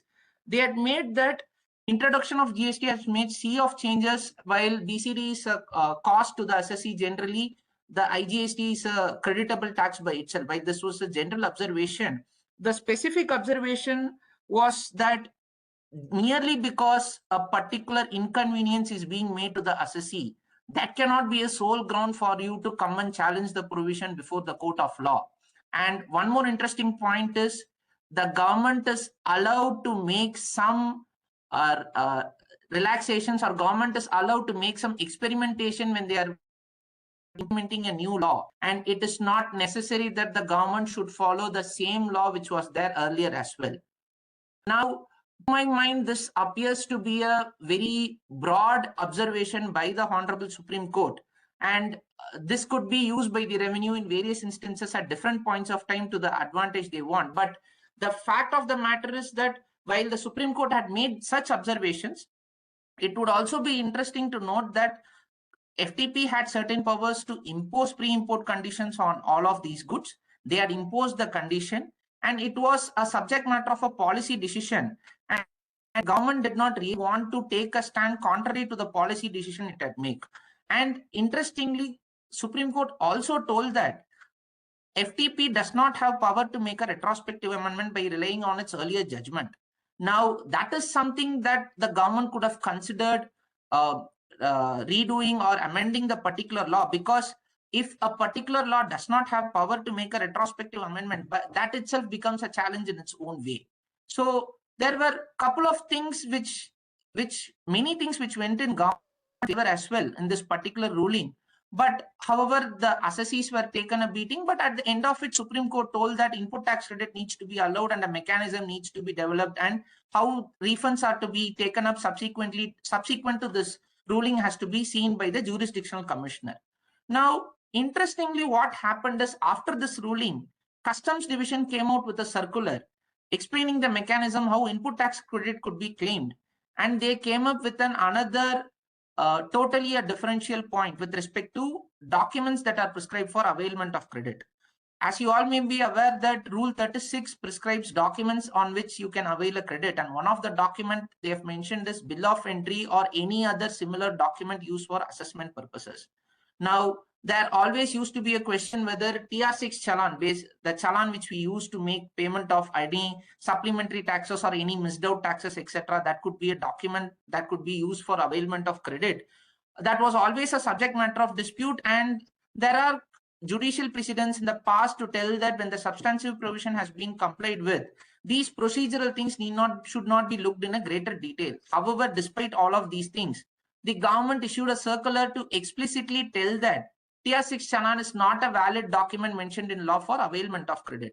Now, to my mind, this goes two reasons. This circular may not be quite favoring the assessee, and the assessee need not follow it, because this circular is issued by the customs wing of the CBIC, which has no role to play with respect to input tax credit that can be availed by the taxpayer generally.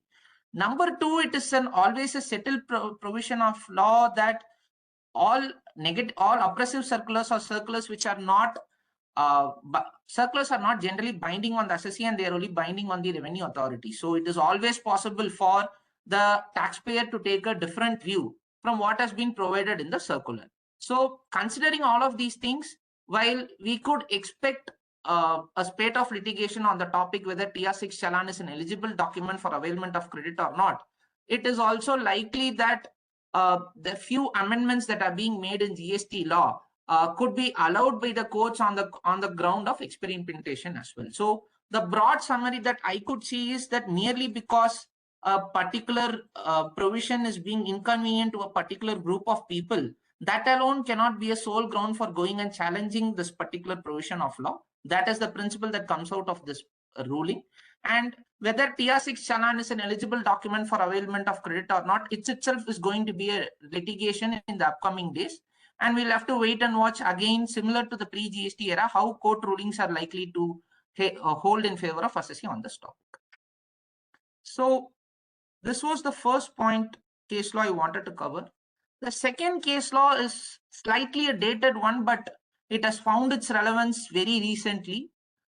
This is the case of Mahindra and Mahindra. The case of the issue here was the Mahindra and Mahindra had some duty related issues during imports. They had approached Settlement Commission for that particular topic.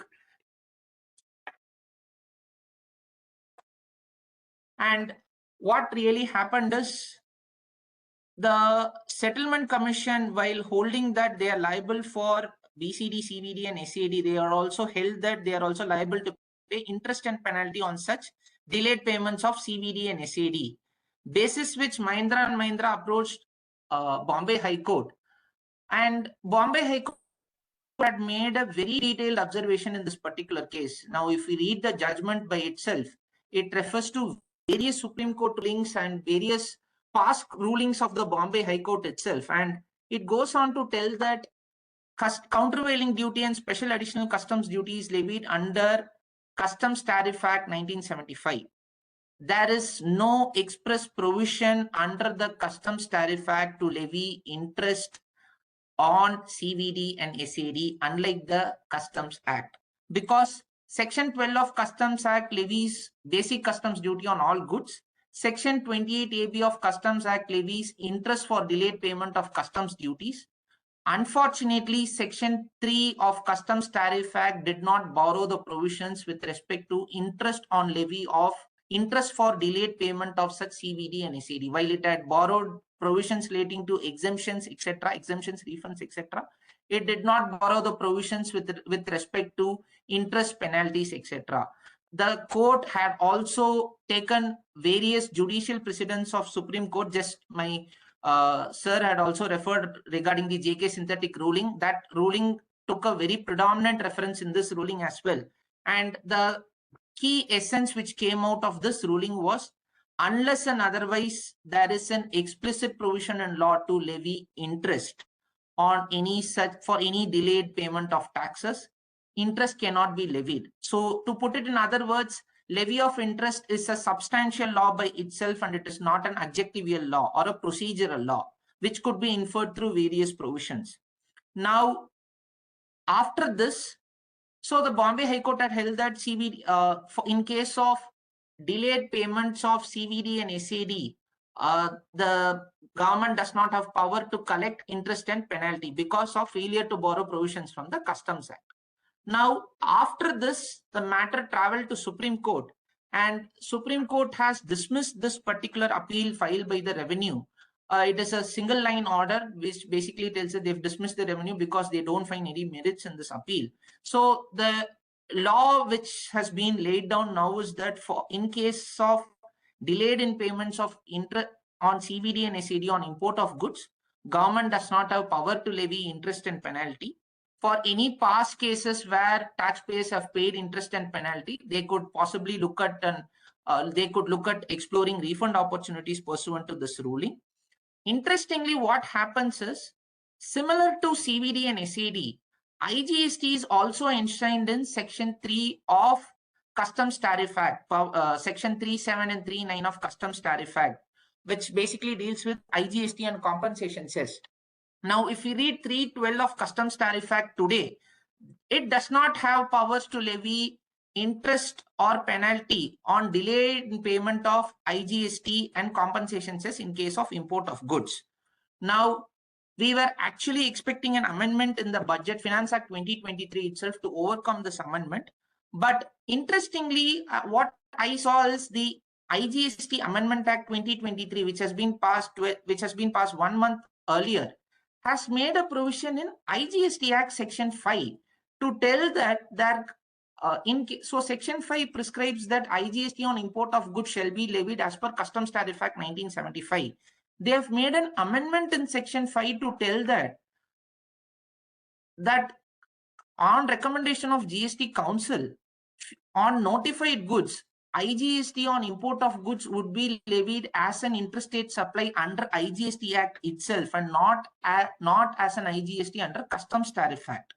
While this is this amendment has come some 1 month back, and not many talks were going around this amendment, I find this amendment more to be in the context of Mahindra and Mahindra ruling, where the government wants to tell that I have given powers under GST law to notify goods where I will levy IGST as a GST under IGST law. Thereby, I could levy interest on delay in case there is a delay in payment of IGST on import of goods. Now, this amendment becomes more critical. We will have to wait and watch when this amendment is getting notified, what are the goods that are getting notified under those particular sections, whether is there only a specific set of goods or all set of goods that they intend to amend or bring in that particular ambit. But somewhere the thought process appears to be that for the past period, whether this particular amendment whether this particular ruling can be used for IGST or not, the answer could be yes, because this amendment in IGST Act seems to move away from the intention of the government to levy IGST on import of goods under Customs Tariff Act to IGST Act. While I could not think of any other reason why the government would want to move this amendment, the only possible reason is that the interest and penalty are automatic under IGST law, whereas it is not the case in Customs Tariff Act. That is one possible reason that I could decipher of. And one more point that I wanted to cover in this is, under GST law, section 50 covers interest to be paid for short payment, non-payment of tax, or excess availment of ITC. Section 73 talks about notice being issued for cases where there is a short payment of tax, excess payment of tax, or excess availment of ITC, or erroneous refund situations. Now, if we compare the provisions of section 73 and section 50, section 73 would tell that the officer can issue notices for short payment, non-payment of taxes, erroneous refund, and excess availment or utilization of ITC, and charge interest under section 50 of GST law. Now, if we go and read section 50 of GST law, there is no mention of the word erroneous refund in that particular section. Now, interestingly, what will happen is, if we apply this ruling in the context of erroneous refund, a possible view one could explore is that for erroneous refund cases, government does not have power to levy interest at all. Now, if we go back to service tax law, where the similar confusion arose, and in section 73, there was a specific explanation which was given to tell that in case of erroneous refund, interest can be levied under section 75. Such an explanation is not found in GST law. So a possible interpretation that a taxpayer could take is that for erroneous refund cases, government does not have any power to levy interest. That is point number one. Point number two is that, considering that interest is a substantial provision of law, a suitable amendment may have to be brought in for government to even levy interest for erroneous refund cases. Interestingly, I happen to see a practical case on this particular topic where one proper officer has accepted to this argument, and in case of an erroneous refund situation, he has held that there is no interest which is liable to be paid in case of erroneous refund situation, considering lack of powers in section 50. So this is one interesting point that taxpayers could note and take benefit of. Moving on to the next one. This is a Calcutta High Court ruling in the context of export of services, how consideration is being received, whether consideration received through a third party would be treated as export of service or not, etc. Now, the moot question here was, an assessee has done an export of service, the consideration was received in nostro-vostro account. The adjudicating authority and the appellate authority have not accepted to the arguments by the taxpayer, and the taxpayer went to a high court by filing a writ petition. And what has incidentally happened is, after filing the writ petition, the high court has set aside the order and has remanded back the file to the original adjudicating authority. And what interestingly has told is, the adjudicating authority should follow the principle of ratio decidendi by culling out from the decisions under service tax regime that are equally applicable to GST law. Now, why this judgment or why this principle is of more importance is that, practically I've seen cases where, even though the provisions of service tax and GST have been very similar, the adjudicating authorities and appellate authorities have always been ignoring the rulings of the high courts and Supreme Courts on the ground that they have been issued in the erstwhile service tax regime, etc. And this GST regime is a new regime which has been introduced from 1st July 2017, and those provisions are no longer being applicable. Now, if we look at a particular scenario, what is ratio decidendi? It would be interesting to note that there is a concept called theory of precedence, which tells that every decision has three basic ingredients. One is the finding of material facts. Second is statement of principles of law applicable to the legal problem as disclosed by the facts. Now, third is judgment based on combination of 1 and 2. Now, what is indeed a ratio decidendi is point number 2, which is statement of principles of law applicable to legal problems. Now, if a particular ruling under service tax is similar or same under GST, then the authorities are duty bound to follow the principle of ratio decidendi and accept that ruling and move on with that ruling. So they cannot reinterpret or reinvent the whole wheel again, because a particular term or a particular subject matter has already been interpreted by the courts in one particular fashion. The authorities are not bound to take something radically a different decision unless and otherwise the facts pertaining to the case are different. Now, the one more point to be noted in ratio decidendi is whether a particular ruling can become itself a ratio decidendi or not. So the point to be noted, the Supreme Court in one particular case had held that the inversion test is to be used to treat whether a judgment is a ratio decidendi or not. So if a particular proposition of law is to be treated as a ratio decidendi, and if the proposition is to be inversed, and as if we remove the text from this entire thing, if the conclusion of the case would remain the same, even without the proposition of law, then it is not a ratio decidendi by itself. So a ratio decidendi by meaning would go on to tell that a particular ruling is available based on a particular set of facts, and that proposition of law would be equally applicable in the new regime as well. Then the ratio decidendi would have to be followed. Now, this interesting argument or this principle could be used in a variety of situations where we are dealing with cases of intermediary, where we are dealing with cases of recipient of service. There are whole lot of situations. My sir also referred to the rulings of VAT in the context of Delhi VAT, Maharashtra VAT, etc. So such principles could have to be evaluated in the context of ratio decidendi, whether it is applicable or not. While Calcutta High Court in one input tax credit ruling had referred to various other decisions of the past, there have been other contrary rulings on the said topic. So it is very important to analyze whether a particular ruling could be treated as a ratio decidendi or not, and then the same would have to be applied in the context of GST, so that this principle of law the proposition of law which has been told under the earlier law remains the same, and there is no new meaning which has been attributed to it. So now I move on to the next topic, which is amendment to Rule 89(4)(c), ruling of Karnataka High Court in the case of Tonbo Imaging. So this is a peculiar case where in March 2020, central government had amended Rule 89(4) to prescribe what would be the export turnover for the purposes of computing the refunds. Now, what incidentally happened is they held that there were a lot of cases of export refunds being misused, etc.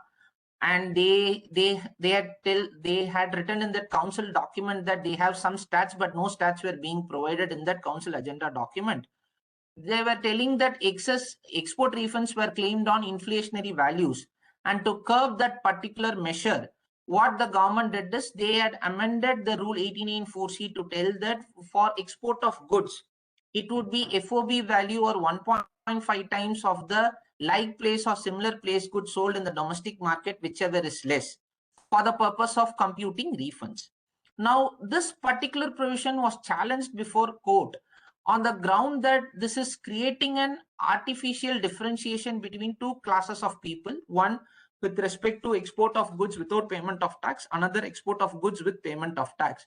And this suffers from arbitrary, and it is an unreasonable amendment which has been made. And this has to be struck down in terms of Article 14 and 19 of Constitution.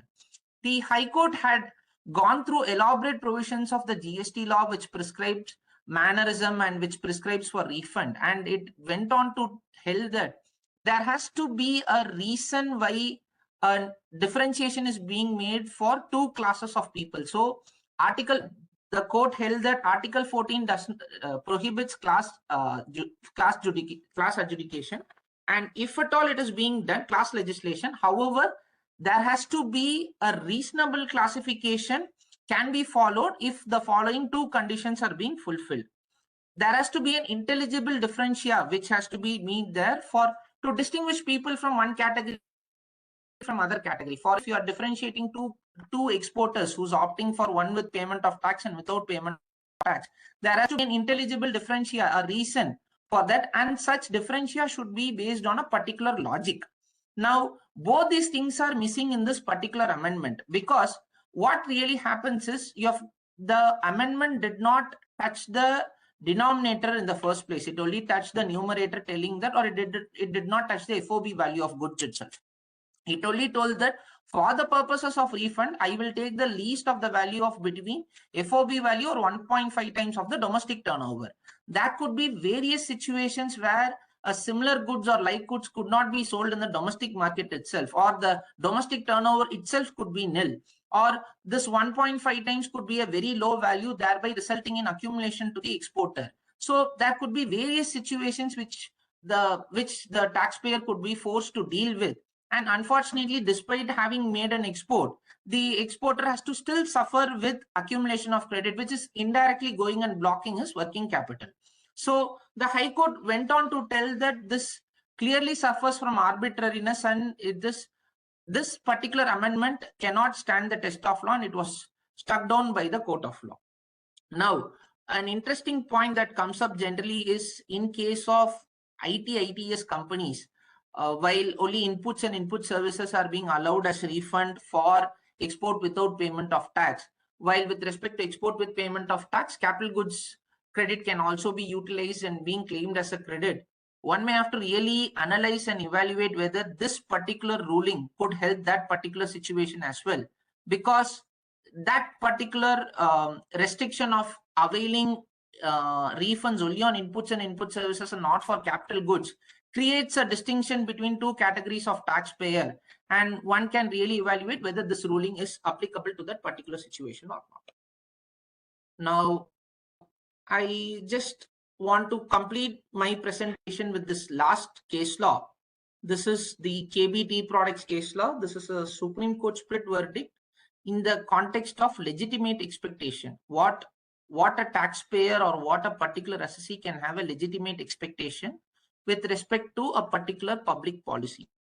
Now, this case pertains to Bengal sales tax incentives, and a particular activity such as tea blending was there in the list of items which was treated as manufacture at the time when the taxpayer made the investment, and subsequently in 2001 they removed that particular activity from the scope of manufacturer, thereby they were disentitled for the claim of incentives. Now, what happened is really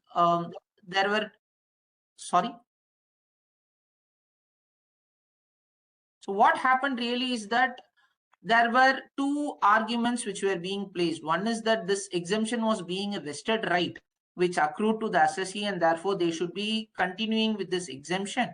And second one was the point of doctrine of legitimate expectation. While both the judges had concluded on the point that exemption is not a vested right, etc., one judge alone had a different view on this doctrine of legitimate expectation. So he went on to describe that what a doctrine of legitimate expectation actually meant. So what he held is that if a public authority is acting in a particular manner, it creates a reasonable expectation amongst the group of people who are acting upon his directions or instructions. Now, if the public authority wants to change the decision which affects that group, unless and otherwise there is a public policy or there is a public interest that is involved, the change should not be made unless the group is being consulted or unless they have been given a chance to make their own representations. And independent change of policy would be subjected to judicial review. So this doctrine of legitimate expectation is basically on a ground that a public policy is required to act in a particular manner, and unless and otherwise the public interest is being demonstrated to that group as a whole, this doctrine of legitimate expectation is reasonable and it has to be followed in truth and full value. Now, what happened in this particular case is this doctrine of legitimate expectation was not being met as a whole, and while doing so, the doctrine of legitimate expectation, the Supreme Court had propounded 8 factors that needs to be seen before one can even use the argument of doctrine of legitimate expectation. So I've just pressed on the screen. One is that the expectation must be reasonable. It should be based on a very clear representation. It should be made by the authorized person who is the authority, and the representation must be legitimate. The public interest must be demonstrated if it is being changed. Public interest must supersede change in policy. The expectation must be based on a legitimate interest. The expectation must be protected. So the key point here is how this provision, how this particular doctrine could be used in GST law as well, is something we will have to evaluate and deliberate upon in greater detail, because a slew of changes are happening in GST law, and many of these changes could not even satisfy the test of doctrine of legitimate expectation. The case law, which I told slightly earlier as well, in the case of Tonbo imaging, that case law was on a prism, on an expectation that exporters would be allowed to get continuous. An amendment comes that the export refunds would be restricted to 1.5 times of domestic turnover, and unless and otherwise there is a public policy which has got really demonstrated that there was a misuse or there was some other intention behind making that amendment, that particular amendment failed the test of law, and that amendment or that ruling also followed the principle of doctrine of legitimate expectation. So when we evaluate any amendments or when we evaluate any changes in the GST law, we should also have this doctrine of legitimate expectation in mind, so that any challenge to a particular provision of law can be viewed in that sense as well, and a reasonable decision can be made whether to challenge a particular provision of law or whether it is in the public interest or not. So I think broadly I have covered the points that I wanted to cover. So my idea is to present more on recent core topics that have come and key judicial aspects which are very relevant while interpreting GST law. I thank you, Sriram sir, and the committee for making this presentation. Thank you, Ramani. As usual, it was quite detailed and thought-provoking. So I could not see any questions on the chat. If there are any questions from the participants, they can open out their video and mic and then ask the question to any of the speakers, please.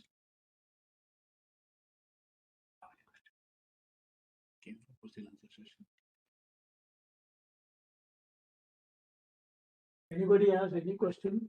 Kindly please go ahead. We have a few minutes to cover the questions.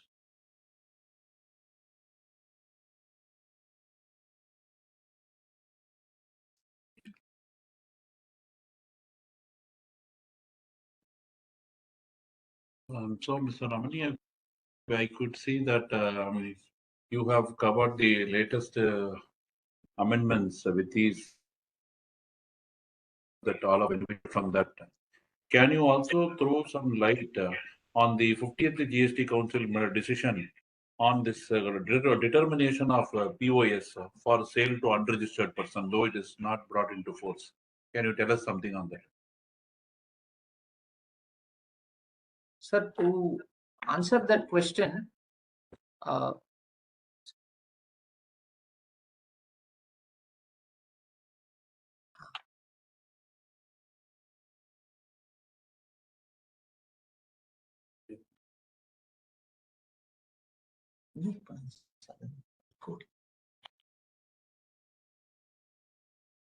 Sir, to answer that question, there was a recent amendment in section 10 of IGST Act, which provided that in case of sale made to unregistered persons, the location, the place of supply shall be the location where the address is getting updated. That is the amendment which I recall as I immediately read it. So the intention behind bringing that amendment goes back to a couple of GST Council meetings where they wanted to clearly demarcate the place of supply for over-the-counter transactions. Basically, if a person is traveling outside the state and he is purchasing something, the question that came up is if a person in Chennai goes to Karnataka and he purchases any goods, and if he comes back to Chennai and consumes those goods, the question that came up is what should be the place of supply or which state should get that tax, because GST being a consumption based tax, which state should get that tax. Now, earlier the practice used to be slightly being different. Now they have brought in very specific provisions to hold would be the place of supply in case of the O2C transactions. I think that was the amendment they had brought in. Yeah, Can you see the question in the Q&A session? Yeah, There are some questions. That's a question from Mr. Prasad. I don't think so, sir. I'm able to see. I think you put a question on the question answer box, but can you just mention it? Yeah. Mr. Prasad, Yeah. I should say that the point which you are making on taking credit and availing credit and making a fine line of distinction between the two under section 16.4 was really wonderful. We are hearing it for the first time. It was so nice. Yeah. So while on the subject, see, today one problem what we find is many cases they are doing audits, and the proper officer has got a very bad habit to cancel the registration of the suppliers with the retrospective data. Right. Yeah, they go back in time, but now please believe me, it is not by weeks or months. They are going by 1 or 2 years also in some cases. And the genuine recipients, they have purchased a good, they have reimbursed the tax also to the suppliers. Now the supplier, the recipients are being denied. They have been asked to reverse the credit. That has been held to be invalid Yeah. by the court consistently. It all started off in the context of a resale benefit. There was a judgment of the Supreme Court in the name of Suresh Trading, which came under the Maharashtra Sales Tax Act, where a second sale exemption was claimed on the basis of a registration certificate of a vendor. That registration of the certificate of the vendor was cancelled retrospectively. And then the Supreme Court said you can't deny the benefit to the buyer. And that principle has been applied in the context of the Value Added Tax Act consistently in 2 or 3 judgments and approved by a division bench of our High Court. Also in the context of GST, single judges of our High Court have also held in a few cases. Some unreported judgments are there. It's certainly come in the TMI, not in the regular journals, that you can't deny the credit because registration is cancelled retrospectively. And there will also be some jurisprudential basis for that, because you see, a registration certificate is a representation. It's a representation to the world at large. And the general principle is that that if you rely on a representation and you take certain steps, the alteration of that document with retrospective effect cannot be to the detriment of a person who acts on the basis of that document. This is a general principle which has not just been applied in the context of value-added tax legislation. It's also a well-entrenched principle under the Contract Act and in the context of the Transfer of Property Act also. For example, under Section 43 of the Transfer of Property Act, there's will say that if somebody passes title to a buyer, maybe even fraudulently, but later on acquires title, it can't be to the prejudice of the buyer. There's a Section 43 of the Transfer of Property Act which says that. And so I would assume that any step which is being taken to deny the credit at the hands of the recipient cannot be sustained. Okay, thank you. There is one question in the chat box from Abhishek Ganari regarding remand powers of GST. This is for Mr. Prasad. Yes. Regarding remand powers of GST appellate authorities, Yes, state and central authorities appear to be taking differing stances. Yes. Please suggest how to handle. Also, Section 75(3) talks about the PO passing an order pursuant to direction of appellate authority. Please elucidate. Yes. So therefore, with regard to the power of appellate authority, remand, is it the first part of the question? Yes. Yes. Now what it says is, shall not refer the case back is what it says. Now there are 2 expressions which Section 107 use. It uses the word annul. It uses the word annul, but it also expressly says shall not refer the case back. Suppose the latter part of the section was not there. Suppose the latter part of the section was not there. You can fall back on the judgment of the Supreme Court which came back in 96, which said annul will include remand. That judgment came in the context of the central excise provision. Later on, there came an express bar for a power of remand. Suppose you did not, but unfortunately, we have another part of section 107 which explicitly says shall not refer the case back. Now, reference is a consequence. Remand is the tool which a reference can take place. Somebody can say there's a distinction between the actual tool, which is the power of remand, and reference, which is the consequence of the remand. Reference is an all-encompassing expression. That is, you can't even take the opinion of an assessing authority pending the appeal, and you cannot even send the case back to the assessing officer as a matter of dispose of the appeal. I would think there's no power of remand. Acha, okay. Sir, one more small point here, because the lack of clarity or the question that comes up is because 75(3) uses a particular terminology or a particular provision which tells that where an order is required to be issued in pursuance of the direction of the appellate authority or appellate tribunal or a court. Now, if there is no power to remand, how do you comply? How do you pass an order? That is the question that you can comes up. You can if there is a modification. Okay. So, but for every appellate authority, then they will have to pass an order.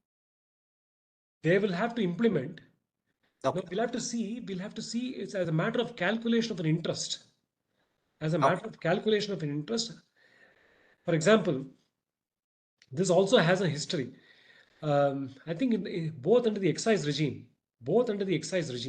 and under the value-added tax regime, you had powers. If you go to the chapter for appeals under the excise law, you have an express power which compels a de novo, giving effect to order to be made. Right. If you come to the Value-Added Tax Act in Tamil Nadu, you have a Rule 14 which says every appellate order shall be given effect to, because they suspect a modification can happen as part of the exercise of the appellate power, and therefore to give effect to it. Okay, thanks. So Prasad, we also want to take your views on one pressing issue. In my view, this is the single most litigative issue when it comes to block ticker writ. So typically, maybe you have sensed it already. So typically, OEMs they distribute gold coins and white goods, and they make a disbursement in a promotional campaign to their dealers and customers. Right. So as it goes, so we started taking a view that, okay, these are all being given by way of gifts and samples, therefore ITC requires a reversal. That is one way of looking at it. And second way is, no, these are all not gifts because there is an obligation, there is an agreement subsisting between the OEM and the dealers. Yes. So what is being given by way of a pre-existing obligation can never be termed as gift, therefore the question of reversal does not arise. While this is going on and on in some 10 advance rulings are there.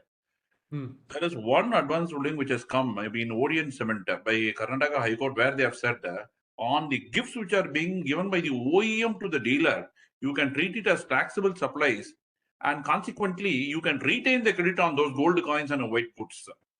This sort of totally different perspective, the advance ruling has come in Orient Cement. You have any thoughts on this? I would think, see, the thing is this, first it's a concession. Therefore, you'll have to go, first of all, on the basis of the plain language. On the basis of the plain language. And if you simply go on the basis of the plain language, it's a gift. This is one part of it. Now, it may be for the purpose of business. It may be for the purpose of business. But section 17 itself is intended only as an exception to 16. In other words, 16, you get the ITC if it's in the course of business. 17 will step in where it's in the course of business, but given away as free of cost or gift. I think it can be a difficult hurdle to surmount. Yeah.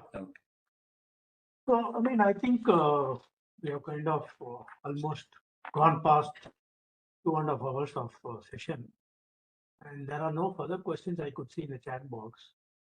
Maybe a minute I will give for any participant to ask questions directly. If there are any questions to be asked, please ask. Otherwise, we would wind this session out.